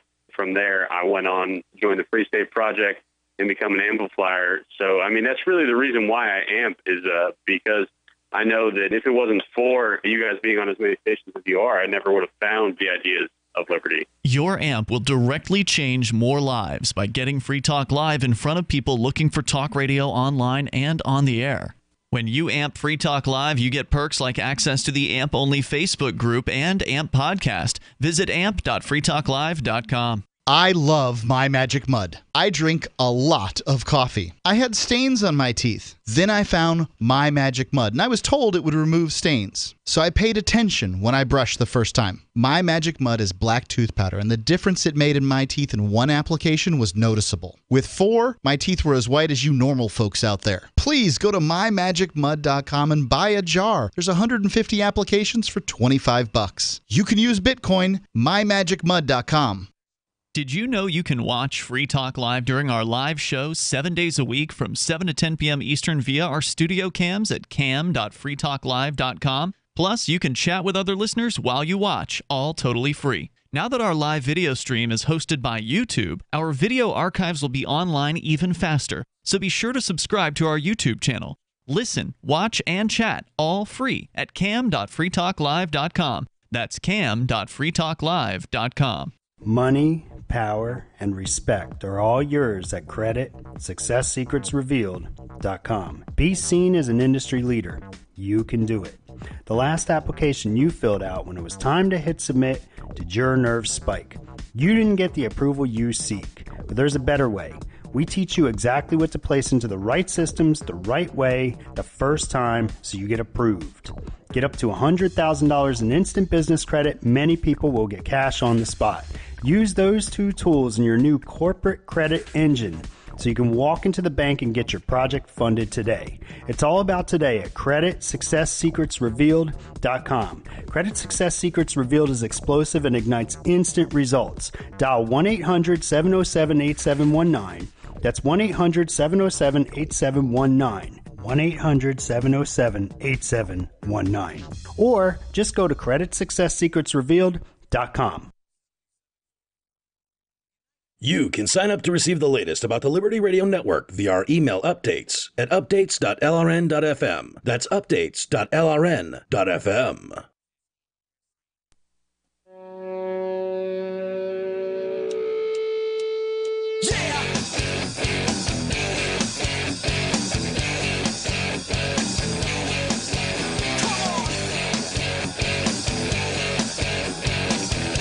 This is Free Talk Live, and you're invited here. You may dial in toll-free. Our number is 855-450-FREE, like freedom. That's 855-450-3733. We've got Skype. Skype username is lrn.fm. Joining you tonight, it's Ian. It's Vincent. And Mark. You can bring up whatever you want. We're talking about the government of Spain attacking the government of Catalonia in what is threatened to be potentially dozens of arrests against Catalonia's so-called leaders for seeking rebellion, they are seeking rebellion and sedition charges. That is, the Spanish government seeking those charges against Catalonians' government people because Catalonia had declared independence within the last couple of weeks. Independent supporters have now vowed to defy the Spanish government with civil disobedience. As the Spanish government returned, they came back and said, well, if you're going to declare independence, we're going to declare that you guys are no longer autonomous as we had claimed that you were, and we're going to impose direct rule on your region. So we own you lock, stock, and barrel, is what the Spanish government is saying. Independent supporters are saying they're going to be conducting civil disobedience. They'll be blocking government buildings with human chains and staging strikes to shut down government offices. No major protests had occurred by midday in the region of 7.5 million people. This article came out 2 days ago, so this was Saturday, maybe Sunday, depending on what time zone we're talking about. Back to the story here. Let's see. Independent supporters or an independence referendum passed on October 1st, which, as we discussed earlier, was not recognized by the Spanish government, although 90% of the people who voted in that referendum did vote for secession, but fewer than half of the eligible voters participated. The Declaration of Independence proclaimed by Catalan officials on Friday was met hours later with Spain's Senate in Madrid triggering Article 155 of the Spanish Constitution, in effect authorizing a central government takeover of the region.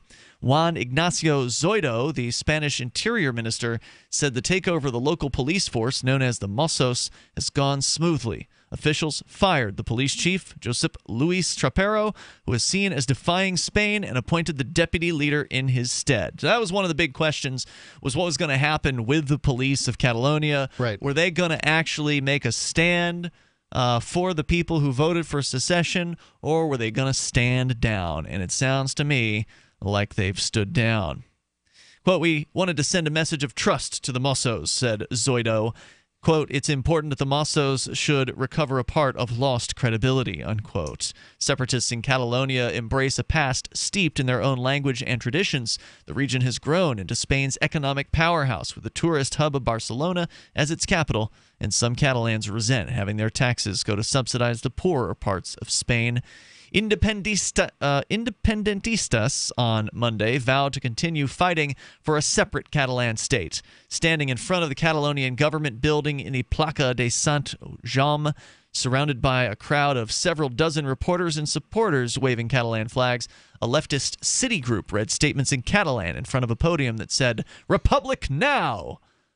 Quote, "The repression, the threats, the interventions of the Spanish state are a reality, despite the approvals and struggles of the Catalan parliament." Isolation and poverty now! She said supporters rejected Spain's application of Article 155 of the Constitution to oust the regional government, and they planned to protest peacefully. The atmosphere in the regional capital was tense. "Losers!" shouted Carlo Maestri, age 35, as he walked past the crowd in the plaza and pointed to the Spanish flag still flying atop the regional government building. There has to be a soy un perdedor joke here, but I'm not sure exactly. What is a perdedor? I'm a loser, baby. Got it. Why don't you kill me? Protesters wearing traditional Catalan hats and toting guitars sang resistance songs and waved the Estelada pro-independence flag. Maestri dismissed them with a wave of his hand as theater. Maestri said, who's a receptionist at the local hotel, this is the guy who was catcalling or harassing them. He says, "They can sing, but the flag is still Spain. They didn't respect the Constitution, the law on Catalonia. It's an offense to the rest of us," unquote. But to those clinging to the Catalan Republic, they said they've tried for years to change the law, and to no avail. They've been thwarted at every turn by the establishment in Madrid. Rosa Martinez Lopez said she fears the Madrid government is adopting the methods of General Francisco Franco, the dictator who ruled for decades and died in 1975. She said, quote, "What they're doing to President Puigdemont, they could do to any of us. We're going back to the era of Franco. We're all convinced what happened is illegal. If we have to be here morning until night, we will be." So it's not over yet. The sides are still firmly on whatever side they're on, and the people in support of Spain are, pointing to the fact that the Spanish government's bigger. They've got more guns. They've got more troops. They've got their flag still flying over the various different government offices in Catalonia, and they're saying, "Ha, we win." And the Catalonian secessionists are saying, "We're going to keep this thing going. We're keeping the flame alive, and we're going to do civil disobedience. So let's see how it all plays out." We got your backs from across the continent. That's the best thing that they can do, is just keep it up, keep chugging along. Don't do anything violent. Whenever you see a Spanish flag, pull it down, throw it in the street, set it on fire, whatever it is. Just keep the low-level stuff going, and that's what's going to get them to achieve their isolation and poverty they so desperately are seeking. Well, I think for a period of time, but if they just keep sending in the troops to beat them down, I think there's a period of it's going to wear them down. That's for sure. And where they might embrace, go full IRA, from the 80s tactics.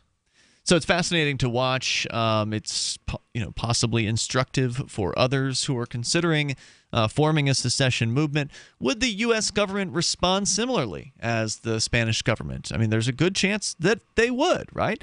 The government certainly has all kinds of resources, just like the Spanish national government. They can print their own money, just like the Spanish government, and they certainly have not been in favor of secession in previous iterations. I mean, Barack Obama, famously, after he was reelected in 2012, there was that Texas question. If you remember, there was a website like whitehouse.gov or something where you could go and submit question, and then other people could sort of vote up the question with their signature. And then if it got to 100,000 signatures, then Obama or the White House would give an official response to that question. And the official response from the White House to Texas wanting to secede was, yeah, that was settled in the 1800s with the Civil War. The suggestion being that they would go ahead and settle it again with violence. Barack Obama suggested that he would kill people who attempted to secede, was what I heard in that. That's correct. And don't think Donald Trump is going to be any friendlier to it. I believe that he has spoken in favor of Spain staying together, but I could be, please correct me if I'm wrong on that. So, toll-free number here is 855-450-FREE like freedom. That's 855-450-3733. All right, so another story coming up here. Vincent, you're going to be telling us about non-smokers in, was it Europe? Somewhere in Japan. Europe? In Japan. That are going to be getting more vacation time because they're not sucking up a bunch of the workday with cigarette breaks. Yep. So you got that story, and then also, Mark, you've got a story about an NPR employee who's been accused of sexual harassment, and you want to dig into. Do we have the actual alleged statements that were made in this particular case? No, that's the thing that we can't find out. We don't know. We're going to see what else we can learn about that story on the way. And of course, you can bring up anything that you want. Let's start with the NPR story, Mark. What's the news there? Yeah, National Public Radio placed its senior vice president of news on indefinite leave on Tuesday afternoon. That's a high-level position. Today. Yep. Michael Oreskes was accused of making unwanted physical contact with two women in the 1990s while working at the New York Times. Did you get that? Yeah, so not even while he was at NPR. The decision by NPR followed a report in the Washington Post earlier Tuesday that featured two anonymous sources stating Oreskes, who was the Washington bureau chief for the New York Times in the late 90s, had unexpectedly kissed them on the lips and stuck his tongue in their mouths on separate occasions. That's sexual assault, isn't it? Yeah, I mean, pretty low level. By some Pearson standards. All right. It's certainly unwanted physical contact and shouldn't have occurred 25, 30 years ago or Let's whatever. Let's talk about it coming up here in a moment. It's 855-450-FREE like freedom. That's 855-450-3733. We do have Skype. You may Skype in here. Skype username LRN.FM. And take control of the airwaves, whether it's sexual harassment, independence, scary clowns, you decide. Free Talk Live. From the first letter of Captain Mark. History is full of flowery documents claiming to limit the power of the crown, but these poetic social contracts have been impotent to prevent the predation. Limited government is a lie they use to keep us submissive. The crown cannot be trusted to abide by its founding charters, nor its treaties, nor even its own rules. The essence of the crown is centralized violence, and I've had enough. That's why I raised my black banner. I am no revolutionary. My aim is not to reset the cycle of violence, but to break it. My aim is an evolved society, invisible to the crown. Not a new hierarchy, but decentralized networks with no central figure for the crown to target. If you want your servile life, keep it, but we will not submit to the crown's agenda. And when you are ready to stop being its beast of burden, ready for adventure and opportunity, join us at pirateswithoutborders.com. Chad here, owner of Infidel Body Armor. With the shooting in Vegas, there will be calls to ban guns and body armor. You can expect prices to rise dramatically in the coming weeks as gun grabbers try to outlaw your freedom. If you don't have your armor kit yet, you're behind the curve. Don't miss your window of opportunity. Go to infidelbodyarmor.com and click on Specials. That's infidelbodyarmor.com. This just in. Before your doctor gives you another antibiotic prescription that you don't want, get this free report, The Miracle of Garlic, your first home medicine. This free report is filled with easy kitchen remedies for common colds, flus, sore throats, ear infections, and more. Plus, learn to boost your immunity before you get sick. Go now to gcnwellness.com. Just like it sounds, gcnwellness.com to get your free report, The Miracle of Garlic. Click gcnwellness.com. Understanding your credit score is the first step towards managing and improving it. This is Charlie Sundstrom with your Van Dyke Mortgage Minute. The most influential component of your credit score is your payment history. Almost equally as important is the amount you owe on credit accounts. Also impacting your score, but to a lesser degree, are the length of time you've utilized your credit, the number of new accounts, credit inquiries, and your various types of credit accounts. To help achieve or maintain a healthy credit score, have a system set up to assure your bills are always paid on time. Don't max out your cards. It's better to have a high credit limit with a low balance. Never close old accounts. The age of these can actually help your credit score. But don't be afraid to use your credit. You need several accounts in order to have a credit score. Just keep the corresponding payments within your means. For your mortgage pre-approval and refi needs, start by visiting VanDykeMortgage.com. Corporate NMLS 3035. Van Dyke Mortgage is an equal housing lender. Charlie Sundstrom, NMLS 134251. Did you know we've taken our LRN.FM telephone listen line to a new level with the LRN.FM audio on demand line? Now you can call 712-770-8447 anytime and listen to LRN.FM's live feed. And you can listen to a bunch of our original shows on demand. Long distance fees may apply. Just dial 712-770-8447 and choose from the menu. 712-770-8447. Ross Ulbricht was convicted in early 2015 of running the infamous Silk Road Underground Market. The Silk Road was a gift to humanity and helped reduce the harms brought on by drug prohibition. For this good deed, Ross has been sentenced to life in prison with no possibility of parole. Now, an appeal is Ross's only chance, and he needs your support. Please visit freeross.org, where you can contribute via various methods, including Bitcoin. Visit freeross.org. That's freeross.org. What's up next? Visit the Liberty Radio Network program guide to find out at shows.lrn.fm. That's shows.lrn.fm.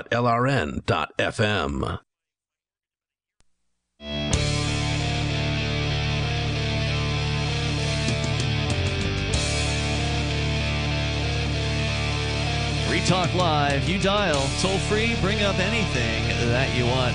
Our number is 855-450-FREE like freedom. That's 855-450-3733. And in the studio tonight with you, it's Ian. It's Vincent. And Mark. Mark, tell me about your Blink home security system. Well, I mean, you've got one here, so you know what it's like. It is a set of, in my case, 3 cameras set up in my house, and they're set to arm at certain times. And then, like when you're not there? Yeah, well, that would be the time, right? Because otherwise they're just going off all the time when I'm walking around the house. But I find it very useful. I get a little notification if, something's going on. In most cases, in all cases at this point, it's either me or the cat. You. Yeah. Well, the cat, too. That's because your family's down in Florida at the moment. That's right. Yeah. But, it sends me a notification. I can check in on the cameras anytime I want.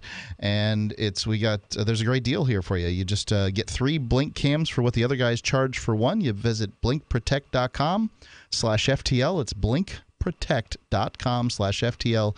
It's a great price. Blinkprotect.com/FTL. Yep. We're going to continue here. You can bring up anything as Bitcoin has crossed into more record high territory, over $6,800 now per Bitcoin. What was it? $6,700 the last time we said something earlier in the show tonight. Yeah. So, whew, what a ride. Anyway, we've got more to say on the situation with NPR, one of the executives, Mark, being accused of sexual harassment a couple decades ago, apparently. He's been, was it suspended from his duties? Yeah, he's on indefinite leave. Even though he wasn't actually at NPR at the time, they're suspending him over something that allegedly happened at the New York Times. That, and then there was a continuation of the situation, right? So so some new development is what you're saying. Basically, last year, shortly after he was hired, Osekis apparently had a conversation with a woman in the office that made her uncomfortable. Now, I'm not privy to what was said. No, basically that's the HR department that's going to be privy to that. But, I guess I don't know what was said, but it's a step down from sticking his tongue in people's mouths. Which is what he was alleged to have done previously. Right. And then NPR sends out, the boss man there sends out an email saying, hey, if you've been bothered by Mr. Osekis, please let us know. And, nobody said anything. So then the next thing they hear of it, the Washington Post is reporting oh yeah, somebody else came out and said that this happened. So, in this circumstance, I guess it seems like the pitchforks are out and the torches are burning at this point.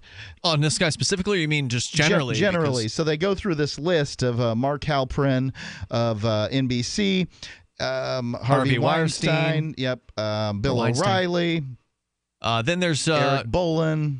Kevin Spacey. Kevin Spacey just hit the big news recently for ostensibly forcing himself on a teenager. Hamilton Fish of the New Republic, Atlantic's contributing editor Leon Wessler.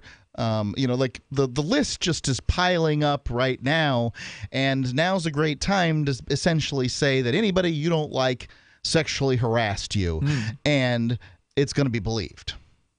Yep. So that's ultimately what it seems like it comes down to, here. And I would caution people that, first off, the crime. We're talking about. You need to talk about specific allegations here, and we're not getting a lot of specifics in this Osekis' guy's situation. Now he's basically written a mea culpa. Hey, whatever I did, I'm really, really sorry. I'm a liberal, and I work for a liberal organization, and give me a break, guys. It stinks to be me here, right? And me, and stinks to be male, and whatever it is, right? So, I guess that part, it just seems like there's a witch hunt on here, and I'd be careful out there. And then remember, it's sexist to say I don't want to have lunch with women. There's a lot of people in business right now are saying, I'm not alone with a woman I'm not in a relationship with. Because they're worried. Sexist. Because they made fun of Vice President Mike Pence for doing it. He wouldn't have lunch with a woman without his wife present. That's right. And that was more old-fashioned, I think. He doesn't go to parties without his wife, and Ron Paul wouldn't ride in an elevator with a woman that wasn't his wife. I mean, just to me, what seemed like at this point, good rules in business are becoming making you a laughing stock. I don't know. It's just all sort of confusing. Most of these are allegations without any real evidence, right? Is it just to people us, saying, right? Like I'm sure the evidence is out there. Okay, right. Well, we don't know. Sexual harassment's real. Sure, but anybody that's worked in radio knows that. Right. I guess that's usually acceptable in the radio business. I don't know what's acceptable and what isn't. There was a part of the company you worked for, J-Core. I didn't work for J-Core. I came on after. That was before they were purchased by Clear Channel. Right. I came on after the transition, but J-Core specifically had part of your employment contract was essentially you are likely to be sexually harassed. Right. You accept that by working here. And I will say, working at that office. This was the late 90s, by the way. I was sexually harassed by your coworkers, Ian. Who? Well, I'm not going to give their names. How were you harassed? What did they do? Well, I can give you the best story I got. It's a good one. Is this gal who worked there? I was in the sales department. Yes. Okay. Well, no, she wasn't in the sales department. Which department? I'm not going to tell you. I was out in the sales trailer. Was she higher up than you? I don't know what the salespeople exist outside of a hierarchical paradigm. Okay. They're the engine that runs the machine. Sorry to interrupt your story, but doesn't sexual harassment frequently have to do with a power imbalance, or can you also have it sort of on the same level of employees? It could be in a power imbalance, but it could be on the same level if it's consistent or whatever. I see. Well, some boil it down to sexual harassment's when an ugly person does something to you don't like.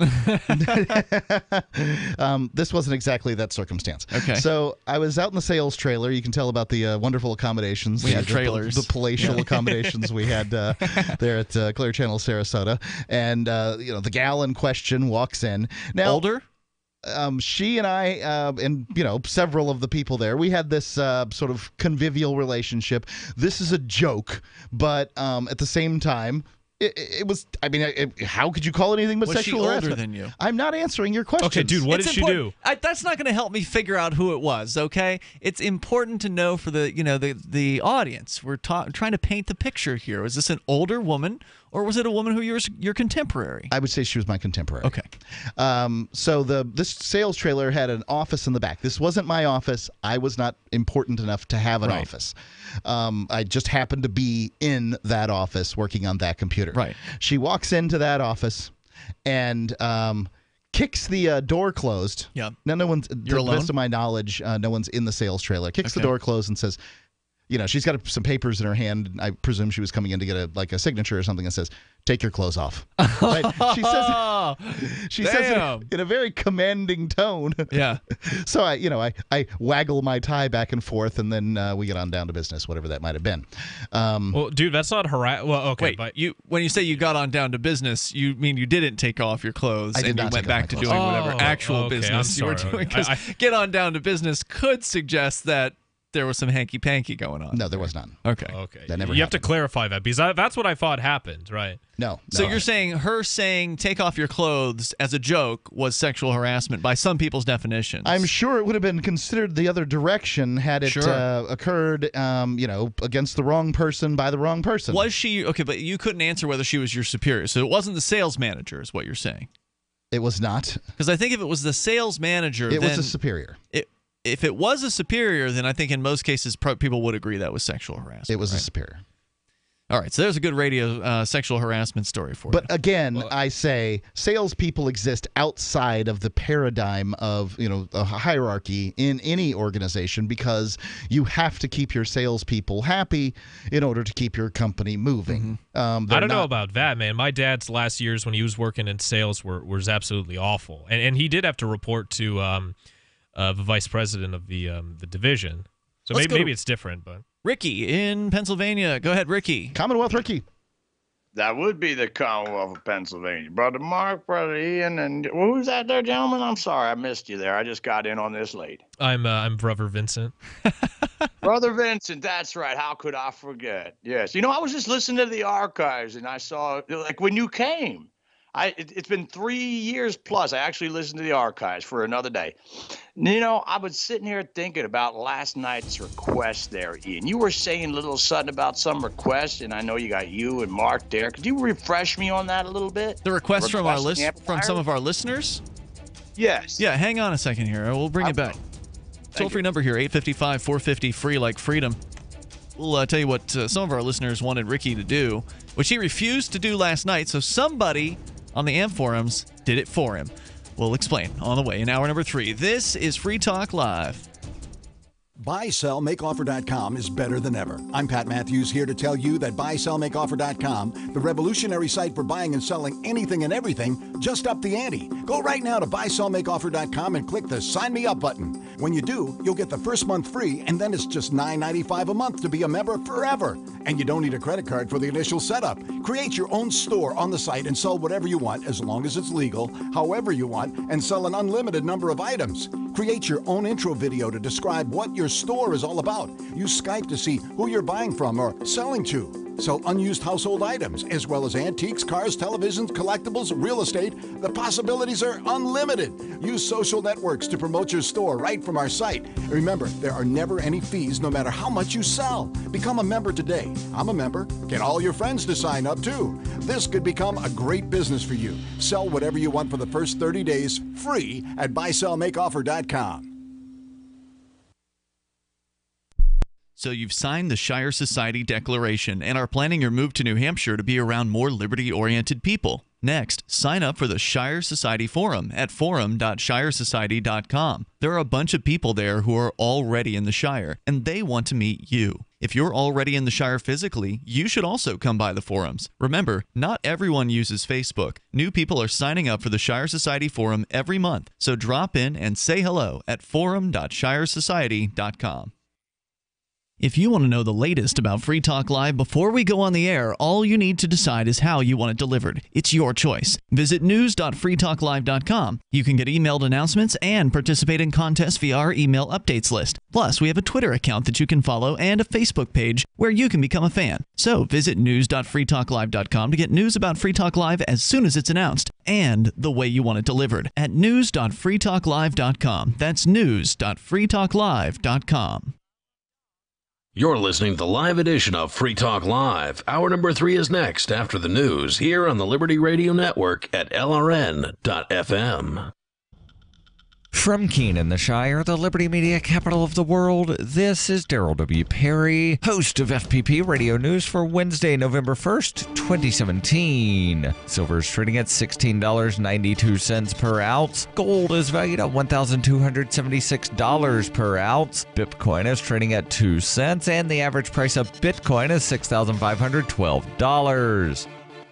Antiwar.com reports a new bill making its way through the U.S. Senate, co-sponsored by 7 Democrats and independent Senator Bernie Sanders, aims to prevent President Donald Trump from following through on his threats to totally destroy North Korea by explicitly forbidding a U.S. attack. The bill would forbid any preemptive nuclear strikes on North Korea or spending any money on any military strikes against North Korea without prior congressional authorization. It would not apply if North Korea strikes first. Legally speaking, presidents are already intended to not be able to just start wars on a whim in the first place, but recent presidents have played so fast and loose with advanced authorizations that many in Congress believe they need to explicitly preclude the attack on North Korea beforehand instead of trying to clean up the mess if an illegal nuclear war is launched. Aggressive nuclear wars aren't likely to be super popular, which would be an advantage for the bill, assuming it ever comes up for a vote. So far, the Senate leadership has shown no inclination to let that happen.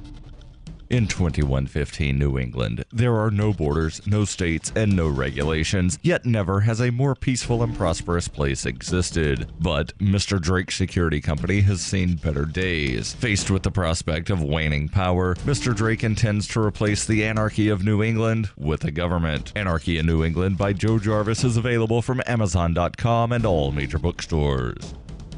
UPI reports California legalized cannabis, but the taxes could be so high that black market purchases will be more attractive to buyers, according to a report released on Monday. Global credit rating firm Fitch Ratings estimates that cannabis taxes in California could reach as high as 45%, including state and local taxes. That could put legal sellers at a disadvantage to their black market competition. The firm said high tax rates raise prices in legal markets, reinforcing the price advantage of black markets. California's black markets for cannabis were well established long before its voters legalized cannabis in November 2016 and are expected to dominate post-legalization production. Voters in California voted to legalize cannabis for recreational use in November 2016, and licenses to grow and distribute the plant will start being issued on January 1st, 2018. The state will charge sales tax ranging from between 22.25% and 24.25%, including a 15% excise tax. Additional taxes will vary at the local level, and farmers will be hit with a tax of $9.25 per ounce of cannabis flowers and $2.75 per ounce of leaves. According to CNN, of the 5 states that currently allow sales of legalized recreational cannabis, only the state of Washington, with a tax of more than 50%, have higher rates than what California will have. Colorado and Nevada both have a 36% tax, followed by Alaska and Oregon with 20%. High taxes on legal cannabis have already seen an increase in black market sales in Colorado. Rudy Red Dog Bellis, a Denver community activist, told the New York Times in 2014, soon after the state enacted legal sales of cannabis there, "I don't know who's buying for recreational use at dispensaries unless it's white middle-class people and out-of-towners. Everyone I know still has the guy on the street they hook up with."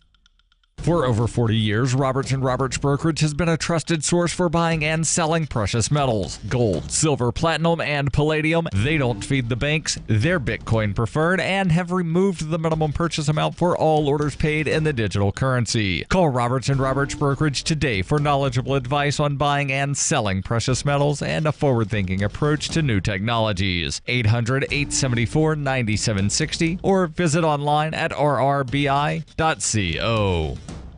Reuters reports a man driving a rented pickup truck mowed down pedestrians and cyclists on a bike path along the Hudson River in New York City on Tuesday, killing 8 people and injuring about a dozen others in what authorities said was an act of terrorism. Authorities said the 29-year-old suspect was shot by police in the abdomen and arrested after he crashed the truck into a school bus and fled the vehicle. CNN and the New York Times, each citing law enforcement sources, reported that investigators found a note left by the suspect claiming he carried out the attack in the name of the Islamic State. State. Tuesday's assault on the far west side of Lower Manhattan, a few blocks from the site of the World Trade Center, was reminiscent of several deadly vehicle attacks in Europe during the past 15 months. This has been FPP Radio News, online at fppradio.com.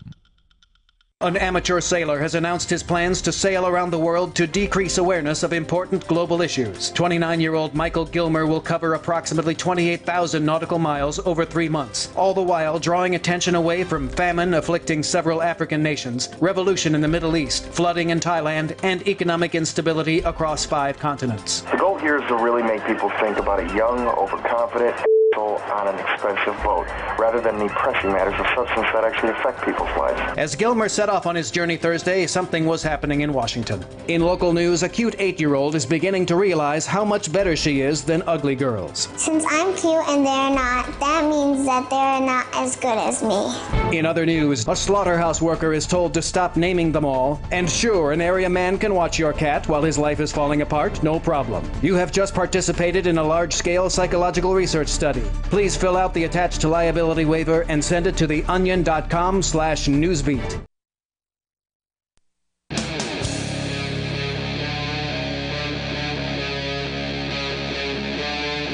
Free Talk Live.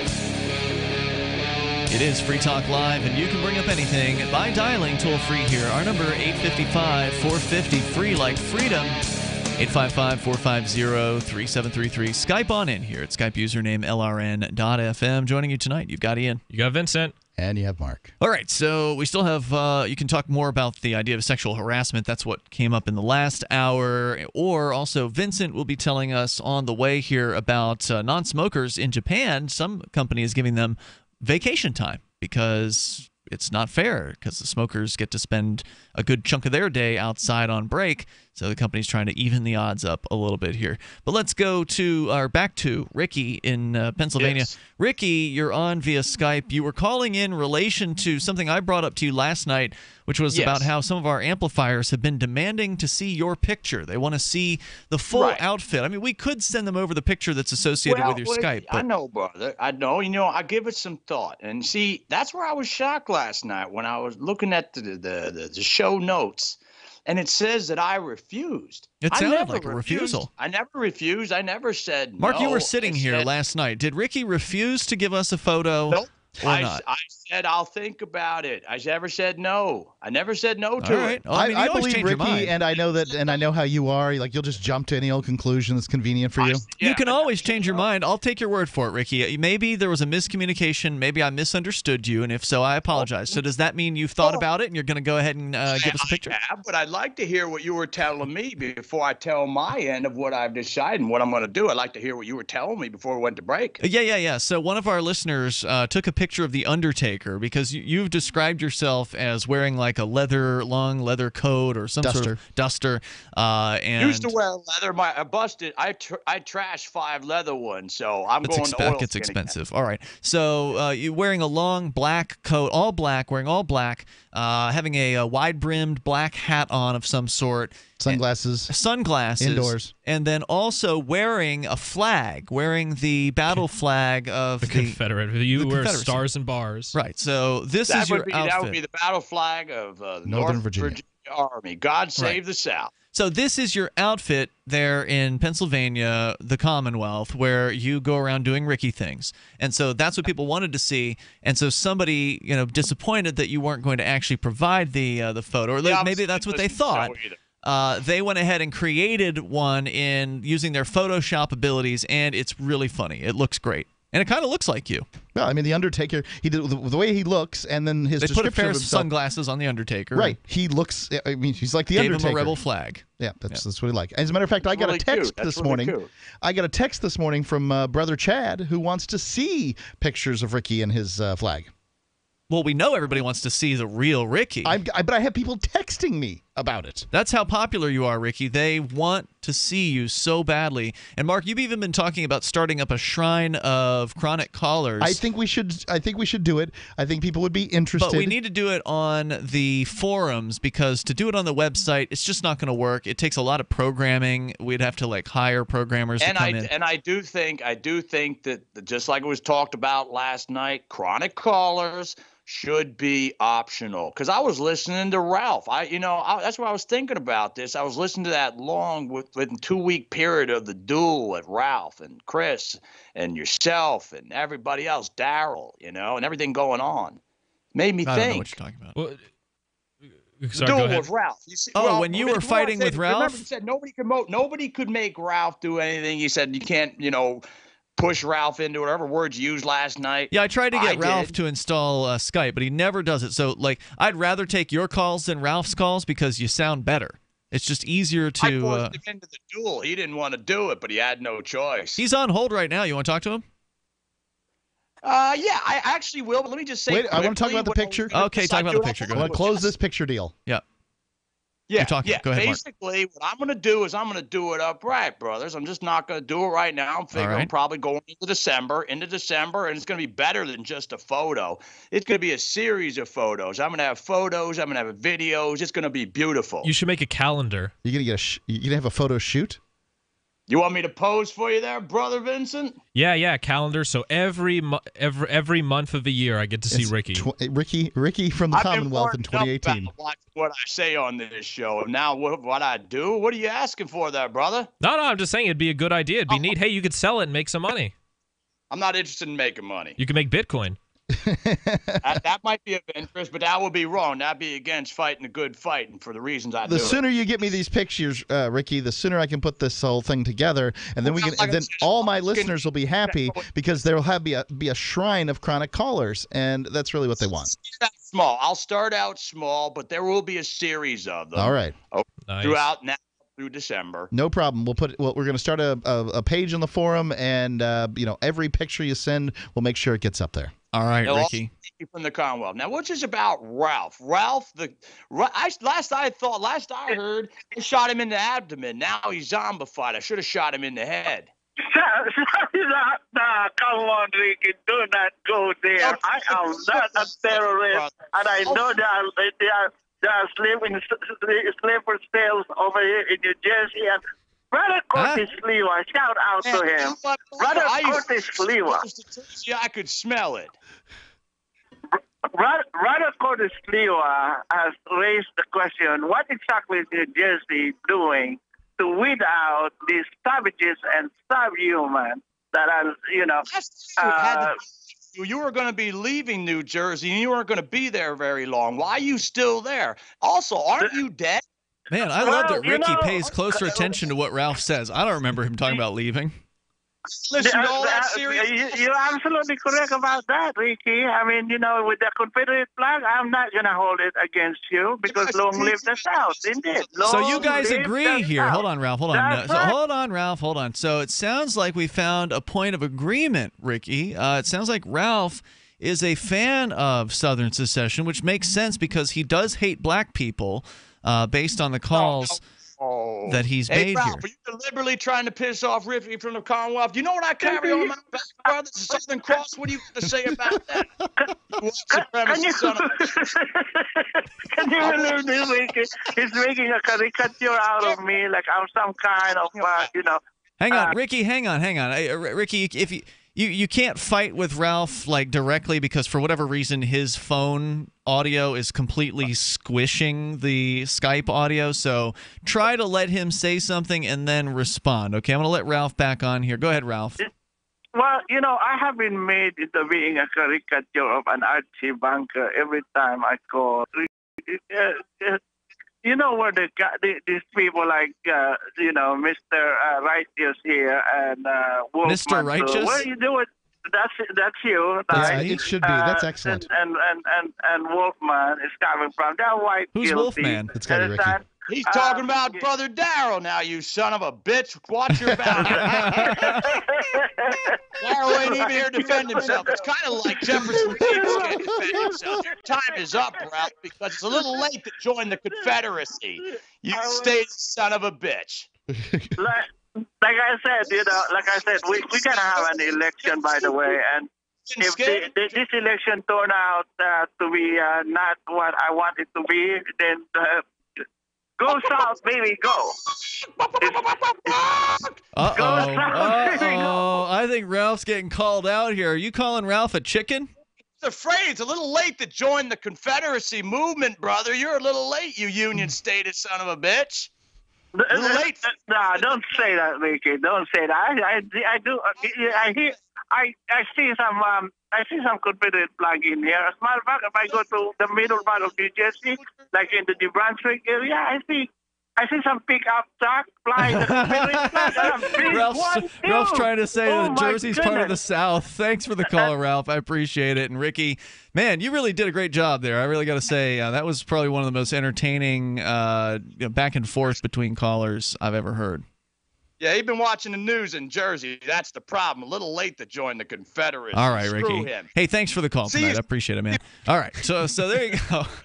Actually, they both did pretty well. I mean, you can't understand a word out of Ralph's mouth most of the time. I loved it. I don't know what they were talking about, but I really, really enjoyed that. I heard Archie Bunker from Ralph, and that was about it. The toll-free number here is 855-450 free like freedom. That's 855-450-3733. Take control of the airwaves. Bring up what you want. This here is Free Talk Live, and you can bring up anything.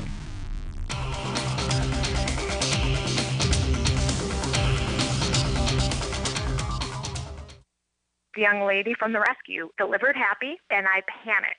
He was missing hair, stinky, scabby, and I thought, what did I get us into? The cause of his issue was poor nutrition. It was neglect.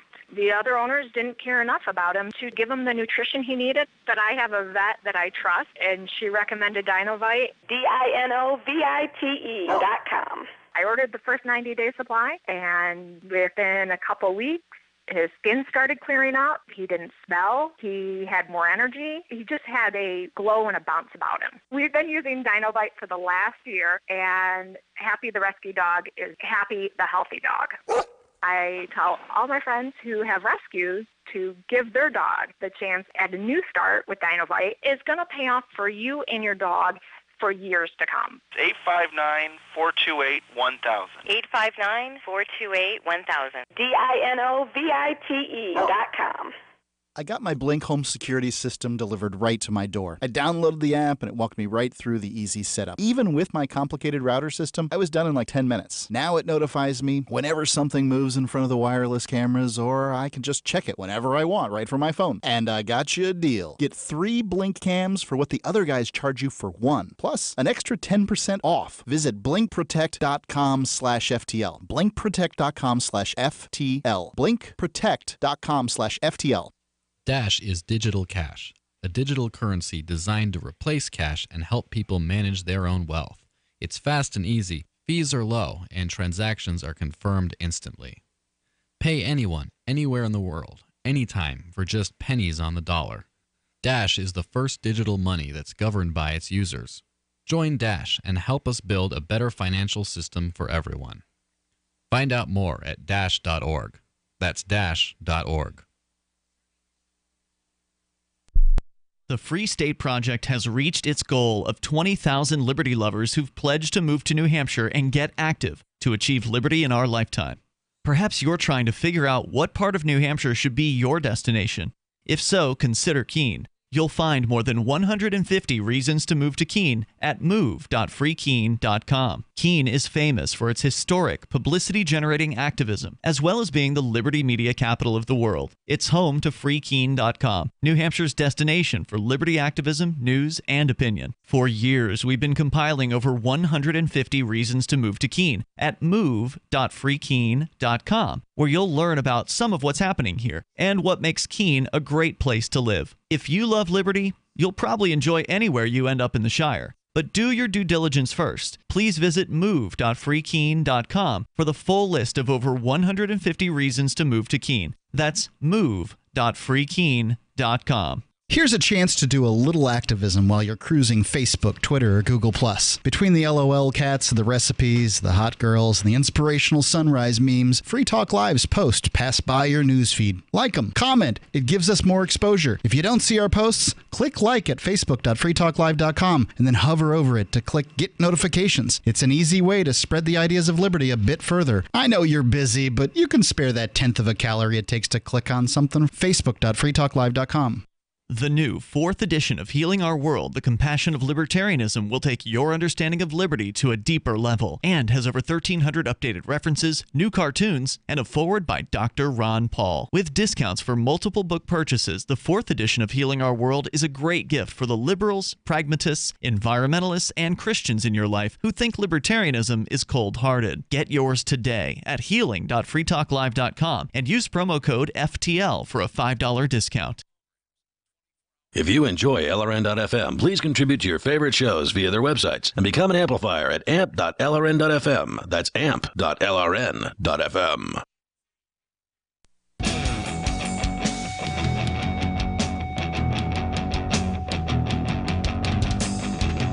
This is Free Talk Live. You may dial toll-free to join us on the radio waves. Our number is 855-450-FREE like freedom. You want to help out Free Talk Live and get your shopping done online?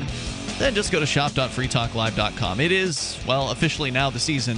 Vincent, you were just complaining during the break that you're already seeing Christmas decorations up and about at holiday stores. It's November 1st. Halloween was just yesterday. Thanksgiving hasn't even come yet. This is typical. Time to put up the Christmas decorations. It's disgusting. It's not cultural appropriation. It's not whose culture is being appropriated here? Santa Christian. It's not unusual though. This dates back to when I mean probably long before I worked in retail, when it was pretty common you'd start putting the Christmas decorations in, and you'd get those in heavy by the end of Halloween. That's when it replaces all the Halloween stuff. There's usually even some before the end of Halloween. It's just not the full display. So this isn't anything new. This is kind of the regular way things go. And of course, the next big shopping day is Black Friday, which will be the day after Thanksgiving. Always interesting news headlines at that time. It's Ian, Vincent, and Mark here, and so once again, if you want to support Free Talk Live this holiday season, go to shop.freetalklive.com. We've got a link there to Walmart, where you can actually get your shopping taken care of, and in a lot of cases have it delivered to your door, or do a ship-to-store and get it right there at your local pickup window at your Walmart. So go to shop.freetalklive.com. As we go to your calls and thoughts, let's talk to Deputy of Virginia, calling from Virginia. Listening online. Go ahead, Deputy. Common in wealth, where the wealth is common. What's on your mind? You never gave me an update on whether or not you brothers was going to help me break Christopher Cantwell out of jail. Oh, you're that guy. Well, Chris, as I understand it, is he believes he's going to get out coming up here in 8 days. He's got a court hearing in Albemarle County, Virginia, where he's being held on charges that basically make him into a political prisoner. Now, say what you want about his despicable racist beliefs, he doesn't deserve to be held without bail for what was, arguably an act of self-defense. But even if it wasn't, the average person who is in trouble for an assault charge is generally not going to be held without bail. And so we'll see what happens there. But yeah, I got to respond. You said that guy. Is that some kind of a slur towards those of us that live in the wealth of Commonwealth? People. Thanks for the call, Deputy. I appreciate it. The toll-free number here is 855-450-FREE like freedom. Greg in Brooklyn, New York. You're on Free Talk Live. Hello, Greg. Hey, guys. It's been a while. Yes, sir. Yeah. I kind of wanted to ask you guys something that came up. You were talking about Southern secession. And what are your thoughts on that? Do you Southern secession? You're talking about back in the Civil War days? No, right now. Right now. Well, I don't know if there's a movement to secede the entire South, but it wouldn't surprise me if there is. They can have it. They have a League of the South. I think that's an organization. I think they were at Charlottesville, too. Yeah, there's plenty of neo-Confederate organizations, actually. So is the League of the South a loose-knit group of secessionist groups in each state, or are they they want to see the entire South secede kind of thing. I think it's kind of like a mix and match of just people who are proud of Southern heritage and others who want to secede. But I'm not an expert on the organization. It's so just I may the people be wrong. who form their political opinions based on hat pins that they bought in the 80s. No, I think they appreciate the culture of the South. They appreciate the history. I won't throw them under the bus that fast. No, I just wanted to ask because you guys were talking about, New Hampshire seceding once in a while. And I was thinking, there are a lot of different secessionists. I mean, everyone from Catalonia, the Basque people might want to secede. And I was thinking even like the new Black Panthers want to start their own country. Yes. I love it. The more the merrier. The more secession, the better. The smaller the area of secession, now hold the better. on, Ian. If Cantwell and a lot of the other white supremacists wanted to start their own country somewhere, say the Northwest Front, would you love it also? Yes, absolutely. Okay. All right, at least in you're fact, consistent. I have suggested that the white supremacists move out to some place in North Dakota. Remember, they wanted to target. There was some white supremacists who wanted to target. It was Northwest Front. Yeah, it was like Seattle. I thought it was like a town of 6 people in North Dakota. I forget what it was called. There was like one black guy that lived there. And they wanted to go and take over the town. It was only one guy who ended up going, though, so it really didn't turn into too much of a movement. But, Greg, yeah, I think secession's a great idea. Any amount, any level of whatever, it's the smaller the better, though. Go ahead. I don't know where I was going with this. I just wanted to ask because a lot of the most of the violence that's been committed was actually even more than they say terrorists were by separatists. A lot of like the Tamil Tigers. Wanted to secede, and like a bunch of other ones. The who Tigers?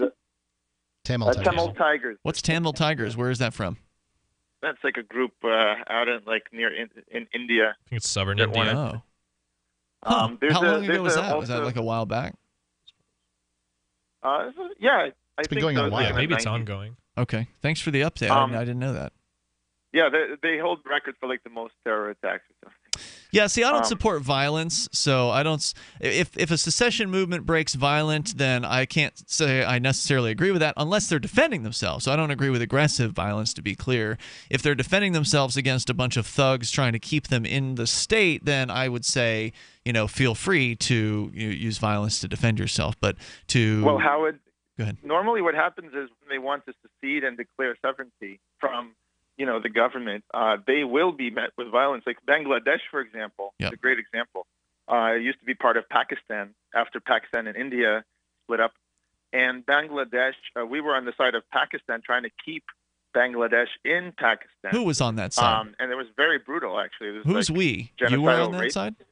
The United States. Oh, okay, because I don't remember I don't do that. what the United States does. I'm not part of them. Okay. Yeah. So you guys have already seceded. I seceded in my mind back in 2010. You can secede too by simply going to shiresociety.org and signing the declaration. That's right. Actually, it's not .org. It's shiresociety.com. Oh, my mistake. I don't know if anybody owns .org. They might. I don't know where that's going to take you. So be careful with going to sites that may not be the site in question. Shiresociety.com. There is the Shire Society Declaration, which is basically an individual declaration of independence, and people can sign that anytime they like. Greg, anything else you want to share?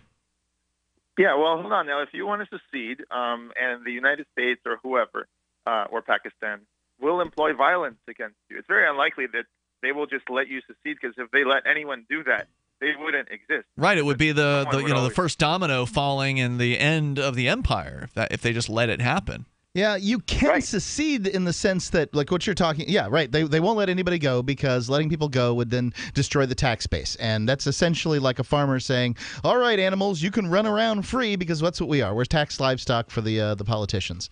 But, I mean, you can free yourself and your family simply by moving to another geographic location. I mean, ultimately the United States is the only country in the world that really taxes you when you aren't on their land. So there's this movement called Permanent Traveler And you can, you can dodge a lot of taxes that way. And are you driving at something here, Greg? We'll keep you on if so. Hang on here. More with Greg in moments. Our toll-free number here, 855-450, free like freedom, as Bitcoin within this last segment of the show crossed into another record high of $6,900 US per Bitcoin, according to BitcoinAverage.com. Just an incredible night over there. 855-450, free like freedom. That's our number. This is Free Talk Live. Hunters, anglers, campers, and survivalists. Get back to nature. Expand your horizons with the highest quality, most versatile, unique slingshots and sling bows on the market at slingbow.com. Slingbow products are compact and models start from just $17.98. They're perfect for your bug-out bag or storing in your vehicle. Give yourself and your loved ones the excitement and tradition of Slingbow, a new frontier in archery and truly modern twist on this primitive survival tool. Feel the thrill only at slingbow.com.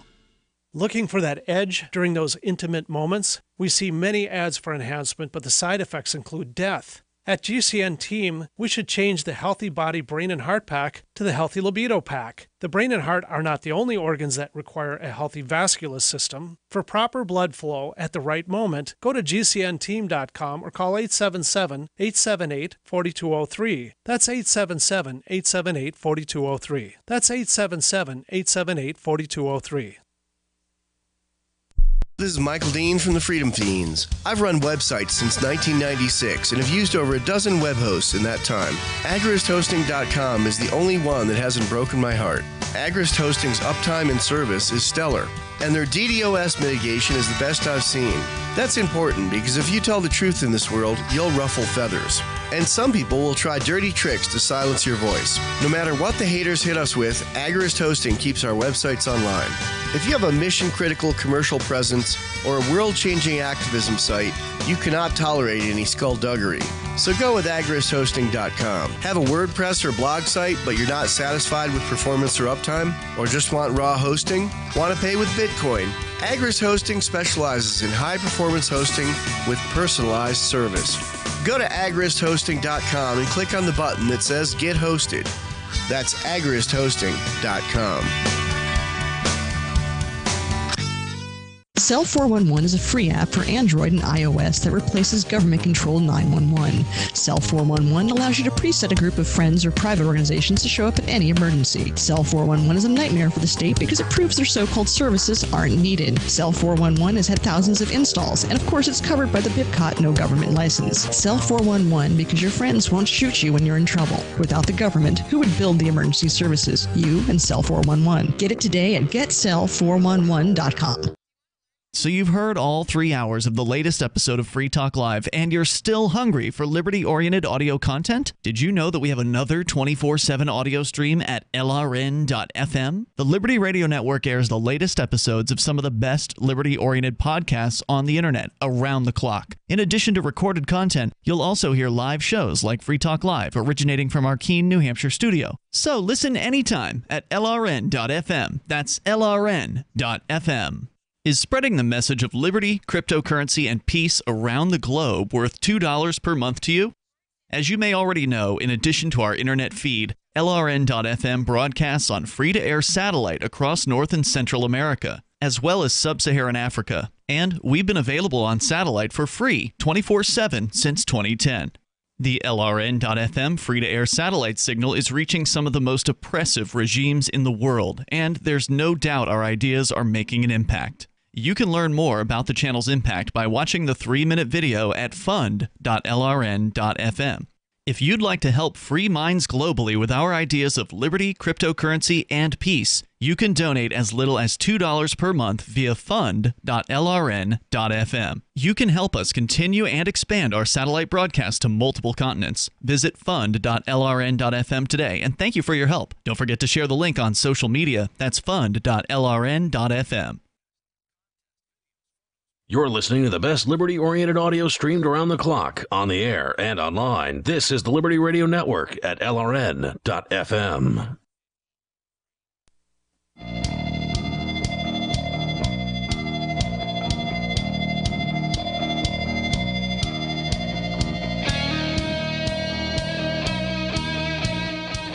It's Free Talk Live. Just dial on in toll free. Bring up anything that you want. Our number here is 855-450-FREE like freedom.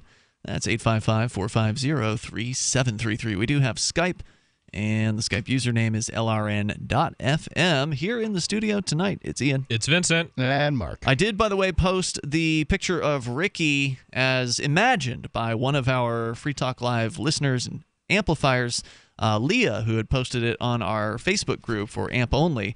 It's now available publicly on the new Shrine of Chronic Callers thread, which you can find over on the brand new-ish Free Talk Live forum.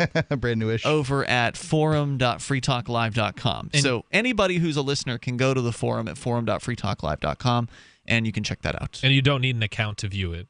That is correct. Although if you want to interact with other listeners, then you should create an account, post an introduction. It's super easy to get on the forum. The three hosts here in the studio, we all have accounts there, and you should check it out over at forum.freetalklive.com. Greg is in Brooklyn. I think you were leading somewhere, Greg, so go ahead with your thoughts. Yeah, no, I just wanted to say that, I don't think you could succeed without violence. And that's not strictly true. Some federations like the EU, which have provisions, that's why Brexit was possible. And what you're saying is you don't believe that someone can secede without some side being violent, because I think the secessionist side can try their best to avoid violence. You're saying the federal government is probably going to get violent in any case. The U.S. federal government. I don't think the EU federal government will get violent.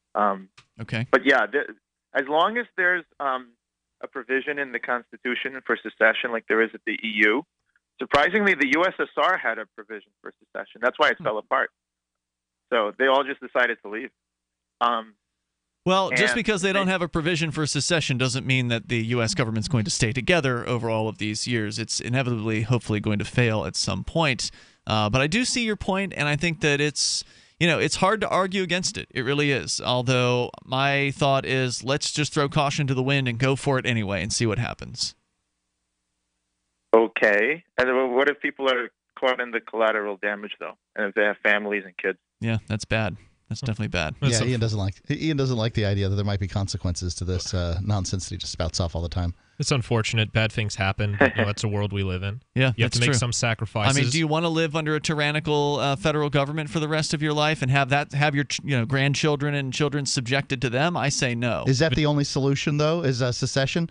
I mean, I would like to be able to travel from one side of the United States to the other without having to be stopped every half an hour by some border patrol agent who wants to put their hand on my pants. When we were trying to travel from one side of the country to the other by agents? Maybe they weren't Border Patrol agents, but I'd like to get rid of them too. Okay, I mean, that's not happening. There was a time when you get on an airplane by just walking through a metal detector. Now they're going to demand you have a passport in order to get on airplanes in certain states, apparently. Mm-hmm. So it's not going in the more freedom-oriented direction as far as travel is concerned. Mark, if the federal government starts making it more difficult to travel intrastate, then will you decide that secession, it's time for it?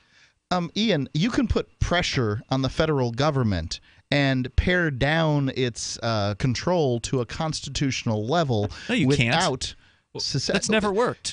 Neither has nonviolent secession, apparently. Well, we haven't really tried it here in the United States. But, Ian, I think I get what Mark's saying. Instead of running away, why don't you just get rid, or change or get rid peacefully, get rid of a government or whatever's causing it? You can't get rid of the government unless they completely implode at the federal level. They're not going anywhere. Well, you could change it or overthrow it or something. No, what's preventing them from attacking, invading once you secede, Ian? Nothing at all. Okay, so what's the point of seceding instead of trying to get rid of it? The fact that New Hampshire, the people here have guns, as you pointed out earlier, Vincent, having guns is a deterrent from violent government actions. So New Hampshire's a peaceful place. If we can peacefully secede, we should do that. Now, whether the government is going to be peaceful about it remains to be seen. I think Greg makes a strong point that they might indeed get violent, but things aren't exactly the same today as they once were. And even the Spanish national government, still was apologetic about the violence that it had to use, they felt like they had to use. We're sorry to have to beat our children. Yeah, well, I don't know if any children got attacked. I'm just talking about the whole thing. I think that's one quick question. One last thing I wanted to add. Yeah. Suppose you were able to secede and all the 50 states of the United States had borders, right? And then you had to sign a contract upon entering a state. would you then say that if the contract was extensive enough and covered all the things that a quote-unquote social contract would cover, then you would have the consent of the governed, because if you entered the state, you, by definition, you would have had to sign a contract between you and that, That's an interesting question. It would certainly be much better to have them actually put a contract in front of somebody rather than claiming that, oh, you agreed to this social contract, which no one's ever read. You couldn't possibly write it down. You couldn't possibly read it because it would include all the laws, which, of course, would take you an entire lifetime or more to try to parse through. Thanks for the call, Greg. Good point. Toll-free number here tonight, 855-450-FREE. Let's go to Jason. He's on Skype. Go ahead, Jason. Hey guys, so I recommended my parents buy Bitcoin with Coinbase, and it was a long time ago. No, I'm a big Coinbase fan actually. So, but let me. I still recommend people use Coinbase to get their first Bitcoins, just because it's an easy process. I don't like Coinbase, but I recommended it to them years ago. They're like the big bank of Bitcoin. They're terrible. Well, nice alliteration. They bought it at $600. Nice. And they pay their taxes every year. They have their own business, they have to, do stuff. But anyway, so I talked them into buying Bitcoin back at $600. They've done all right with it. So by $600, you mean like just over a year ago? Yeah, right? It was when it was at $600. Yeah. Right. Because it's at 600. It's 6,900 right now as we speak. Yeah, I know. At Bitcoin average. It's crazy. Yeah. Well, see, I had sold a bunch when I bought my house so I could pay off a truck and stuff, and I sold it really low. And now I just get, like a monthly amount, but nothing like I used to have. But anyway, back to the point. When you guys, before it had forked the first time, it was highly recommended on this show to move out of Coinbase, because when it forked, you wouldn't, get that Bitcoin Cash. That's because Coinbase had announced prior to the Bitcoin Cash fork that they would not be supporting Bitcoin Cash. They then rescinded that announcement after they noticed how many people wanted the Bitcoin Cash. They had said, I got all the emails and the announcements, because I use them personally too. And they had said at first that they weren't sure about the security of it, and they didn't know if they could trust it and stuff, and that they didn't know if they were going to support it. But then they did, and it turned out really cool for everybody. Well, it actually hasn't turned out at all, because Coinbase has yet to actually give people the Bitcoin Cash. They promised that it was going to be coming in 2018, so who knows when that's going to be. They are promising this next fork, that they're not Bitcoin Gold, but the other one. They just sent out an email today saying that they are going to be supporting the SegWit fork as well. So yeah, that's what's happening in 2 weeks. For listeners that don't know, Bitcoin has been having this internal fight for a few years over how to scale the network to the consumer demand.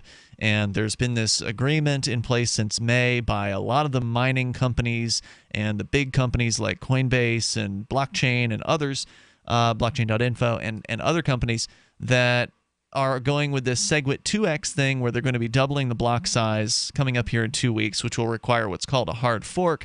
The doubling the block size would allow more transactions per minute on the Bitcoin network, would essentially double them.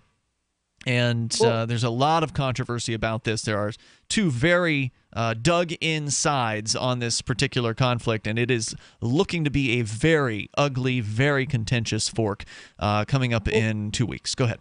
Personally, I don't know. I just can't see. I supported Ron Paul. I was a big Ron Paul fan. In fact, I have a tattoo of his logo. Where is it? I have his bumper stick on my arm. Okay.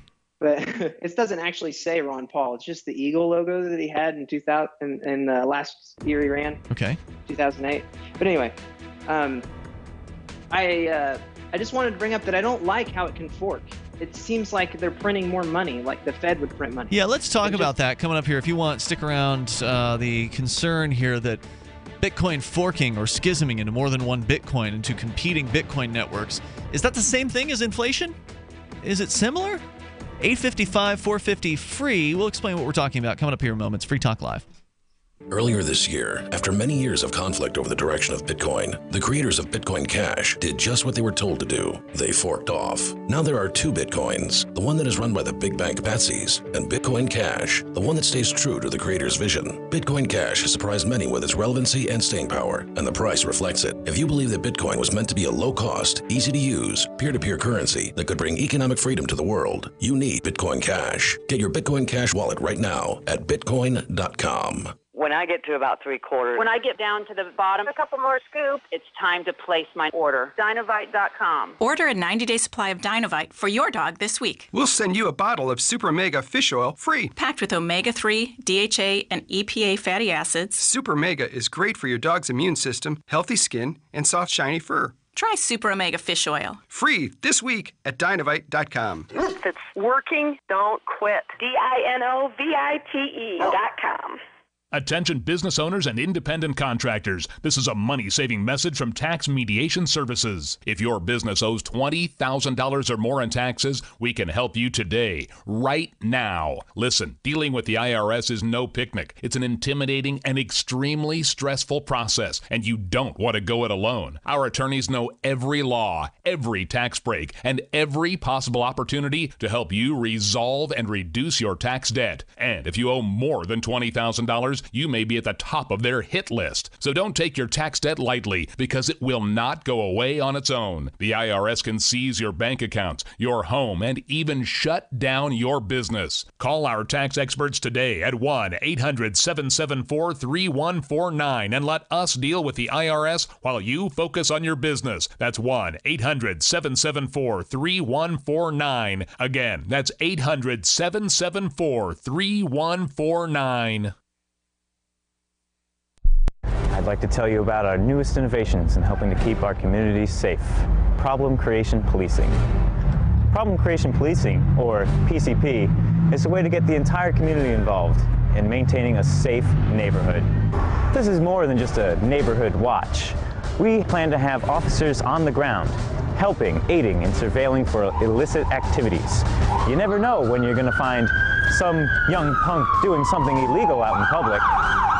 That's why we're going to have officers everywhere. You never know when they're going to pop up. So we want PCP in our homes, at our jobs, and in our schools. We want PCP everywhere.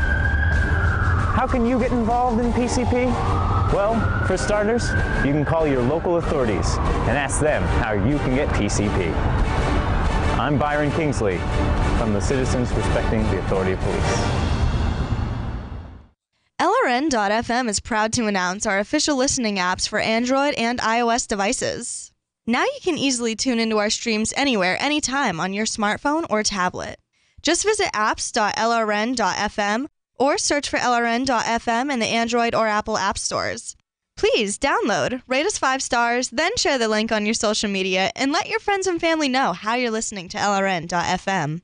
Download it now, free at apps.lrn.fm. We've all heard about blockchain assets like Dogecoin, Ether, and Ripple. Bitcoin isn't the only player in the blockchain game any longer. And for those of us wondering how to get our hands on these digital assets, finally, there's a solution. Shapeshift.io allows you to buy and sell between your digital assets and Bitcoin instantly between your own digital wallets. I've used it with ease. Shapeshift.io. There's no account or email address needed. You send them the crypto you want to sell. They send back the crypto you want to buy. It's that easy. Shapeshift.io. While our satellite channel is free to listen to, it's not free for us. You can help us cover our satellite costs with the chip-in on the right side of the page at lrn.fm.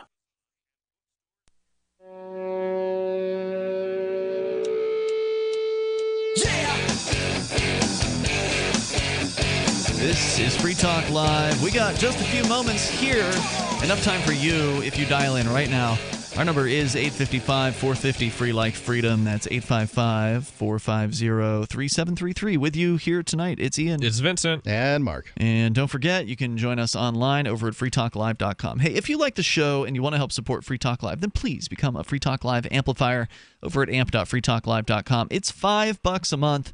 That's money that we will invest into the show, using it to get on more radio stations around the country, not by paying for the airtime. That's a terrible idea. But by marketing Free Talk Live to those stations, literally calling them, cold calls, getting program directors on the phone, introducing them to the show. That's one of the things that the AMP money goes towards. In fact, we pay Daryl to do that on a weekly basis here for us, and I also assist with that process. So, but I don't get paid for it anyway. Daryl does. So you go to amp.freetalklive.com, ampamp.freetalklive.com, and you can get signed up there. There's other things we do to bring new listeners on board across the world so more people can hear the ideas of freedom and liberty, peace, and cryptocurrency, because cryptocurrency is one of the more important concepts that the liberty movement has had about it in the last decade. So go to amp.freetalklive.com. You can get signed up there. You can use Bitcoin, by the way. You can use PayPal. You can use credit cards. And then you get all the cool perks like access to the AMP-only forum, or the AMP-only Facebook group, which is pretty cool. It's actually one of the only reasons I still use Facebook. In fact, I wish we didn't have it so I could have no more excuse and then I could quit Facebook. But I'm staying on Facebook because of the AMP-only Facebook group, and so it is that good of a group. You get other cool perks too. Check out the full list over at amp.freetalklive.com, ampamp.freetalklive.com. Jason is on the line calling from Missouri. And Jason, you are concerned about these Bitcoin forks. We had the first one in history, since Bitcoin's been around since 2009. Its first official fork, or unofficial fork, or however you want to refer to it, happened back in August, on August 1st, when Bitcoin Cash forked away. Is the very first competing Bitcoin. Now, there have been hundreds of altcoins, as they're called, these competitors to Bitcoin for years, but the Bitcoin Cash was the first Bitcoin fork off of the full Bitcoin blockchain, which is the technology behind the scenes on Bitcoin. It's essentially a public ledger. Now we're seeing more forks on the horizon. There's this big one called SegWit 2X, which is coming in 2 weeks. There was a small minor fork that happened last week called Bitcoin Gold. Anybody know what happened with Bitcoin Gold? Is it still a thing? Are people trading? Check the price on that thing. Yeah, are people trading Bitcoin Gold? And then, Jason, we've also got somebody has announced Bitcoin Silver on the way. I think I saw a headline about Bitcoin Platinum. I don't know what's real or what's fake at this point, but it's getting confusing in the Bitcoin marketplace, and I think it's a huge problem just from a marketing standpoint to have all of these forks out there. Mark, what's the latest on Bitcoin Gold? $145. So it's pretty much about where it was. Yeah, it's flat. Jason, go ahead. You can't really expect people like Coinbase to support all of them, right? Or do they by default, or do you have to have your own wallet downloaded on your computer to support all of them? Yeah. And would you even want to? Yeah, that's a good question. That's a good question. I mean, if Bitcoin forks and the thing's worth a cent, then it's probably not worth the time to get it out of your wallet. But what you're referring to is when the fork occurs, let's say you have half a Bitcoin. You've saved up half a Bitcoin, and you have that before the fork. Then the fork happens. After the fork, you will then have half a Bitcoin and half of a Bitcoin fill in the blank, whatever the new fork thing is. So coming up on the 15th of this month, when the SegWit 2X fork happens, you'll have half a Bitcoin and then half a SegWit 2X coin, or Bitcoin, whatever they're going to call it, Bitcoin 2X. You're going to have one of each. And what you're pointing out here, Jason, is that some of these online exchanges, like Coinbase, you are at their mercy as to whether or not they decide to grant you access to these forked off Bitcoin. While if you want to make sure you have access to every fork of Bitcoin that happens, you need to have what's called a non-custodial wallet, which means that, and it's a strange term to me because it sounds like you don't have custody. But what that means is somebody else doesn't have custody of your Bitcoins. Right. What that means is the company who made the wallet doesn't have custody of the Bitcoins. You, in a non-custodial wallet, have custody of the Bitcoins because you have your what's called the private key. And so if you want to get Bitcoin, SegWit 2X, Bitcoin Cash, Bitcoin Silver, whatever these other ones that are on the horizon, you have to have a wallet that allows you to have access to private keys. Then non-custodial wallets are so hot right now. Go ahead.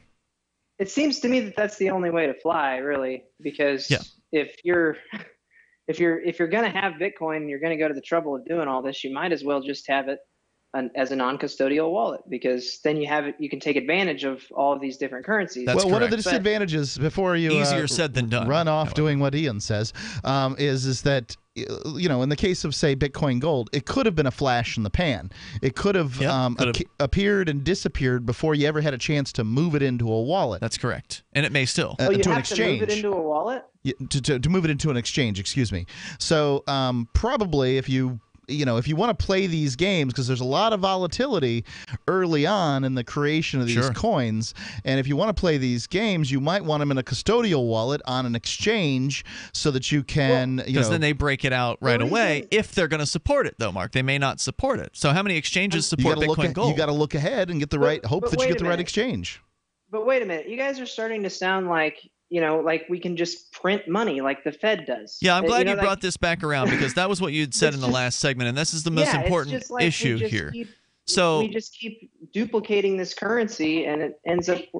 So let's talk about that, because it's not exactly the same thing. Now, I understand why somebody would look at the Bitcoin forks and say, hey, this is inflation. It looks like inflation. It's not, and here's why it's not.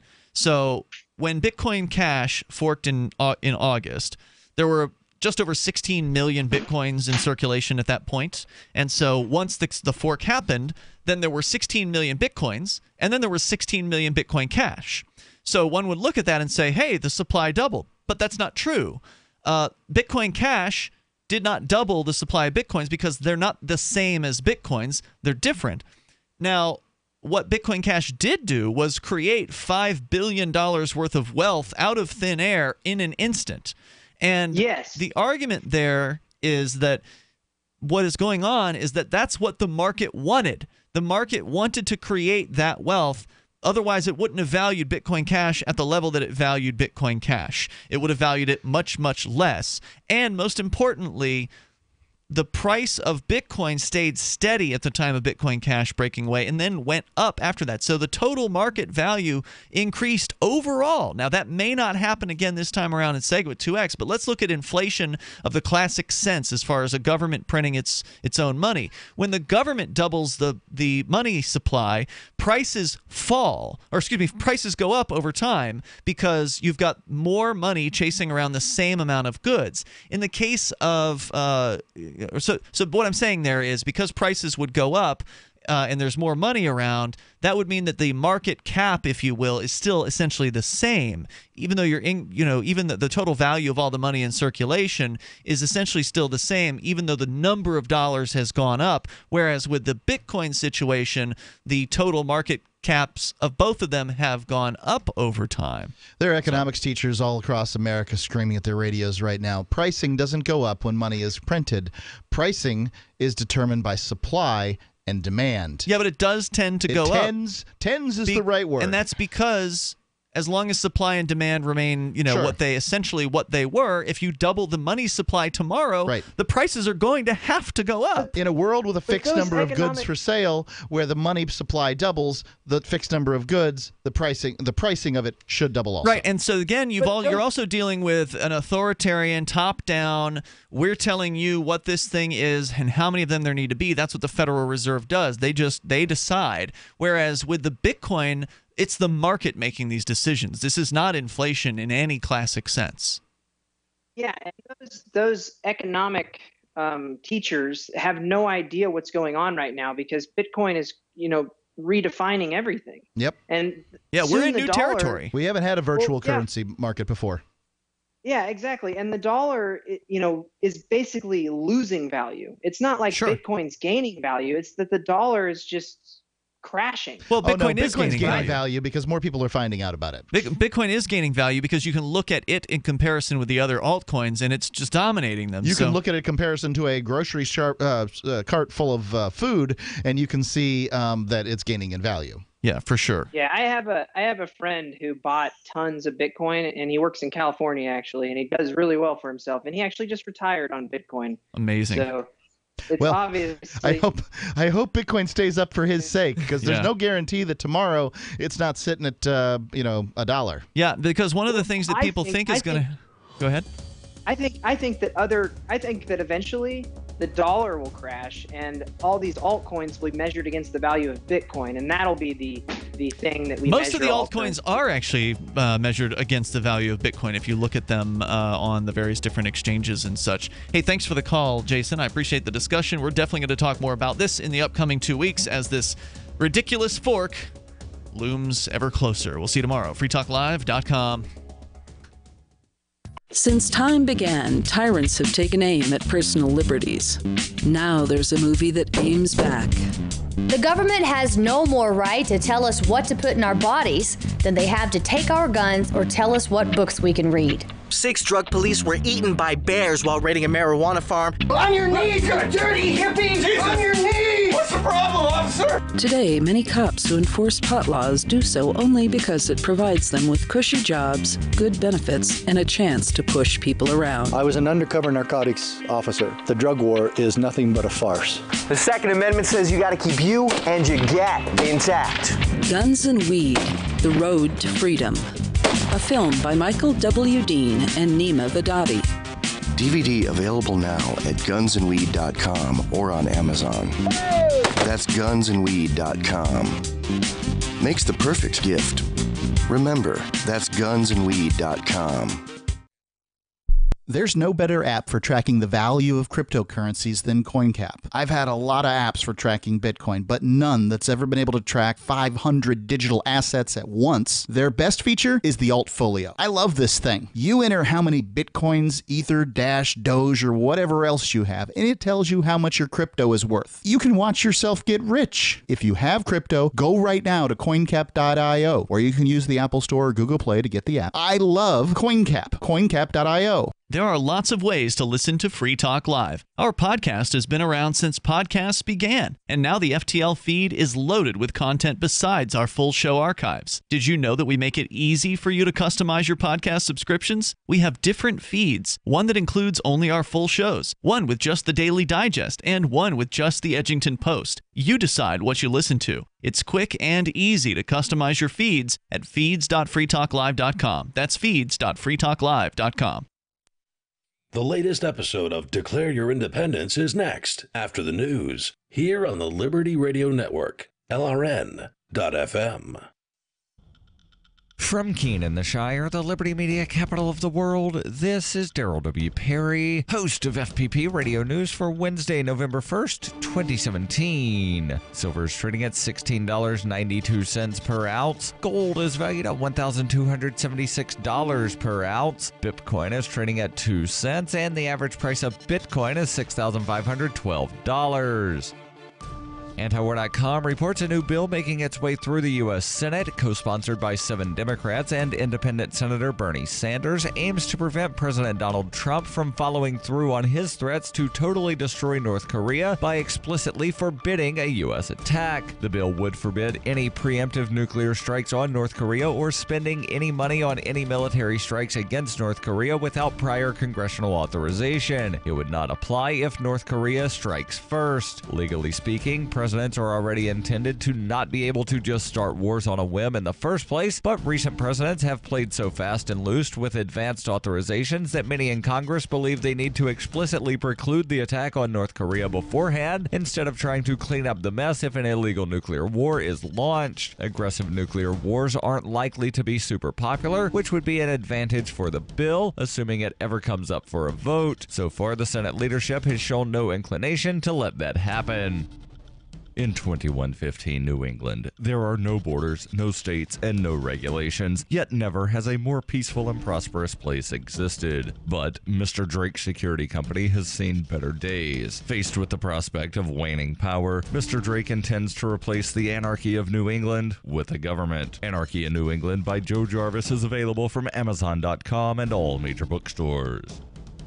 UPI reports California legalized cannabis, but the taxes could be so high that black market purchases will be more attractive to buyers, according to a report released on Monday. Global credit rating firm Fitch Ratings estimates that cannabis taxes in California could reach as high as 45%, including state and local taxes. That could put legal sellers at a disadvantage to their black market competition. The firm said high tax rates raise prices in legal markets, reinforcing the price advantage of black markets. California's black markets for cannabis were well established long before its voters legalized cannabis in November 2016 and are expected to dominate post-legalization production. Voters in California voted to legalize cannabis for recreational use in November 2016, and licenses to grow and distribute the plant will start being issued on January 1st, 2018. The state will charge sales tax ranging from between 22.25% and 24.25%, including a 15% excise tax. Additional taxes will vary at the local level, and farmers will be hit with a tax of $9.25 per ounce of cannabis flowers and $2.75 per ounce of leaves. According to CNN, of the 5 states that currently allow sales of legalized recreational cannabis, only the state of Washington, with a tax of more than 50%, have higher rates than what California will have. Colorado and Nevada both have a 36% tax, followed by Alaska and Oregon with 20%. High taxes on legal cannabis have already seen an increase in black market sales in Colorado. Rudy Red Dog Bellis, a Denver community activist, told the New York Times in 2014, soon after the state enacted legal sales of cannabis there, "I don't know who's buying for recreational use at dispensaries unless it's white middle-class people and out-of-towners. Everyone I know still has the guy on the street they hook up with."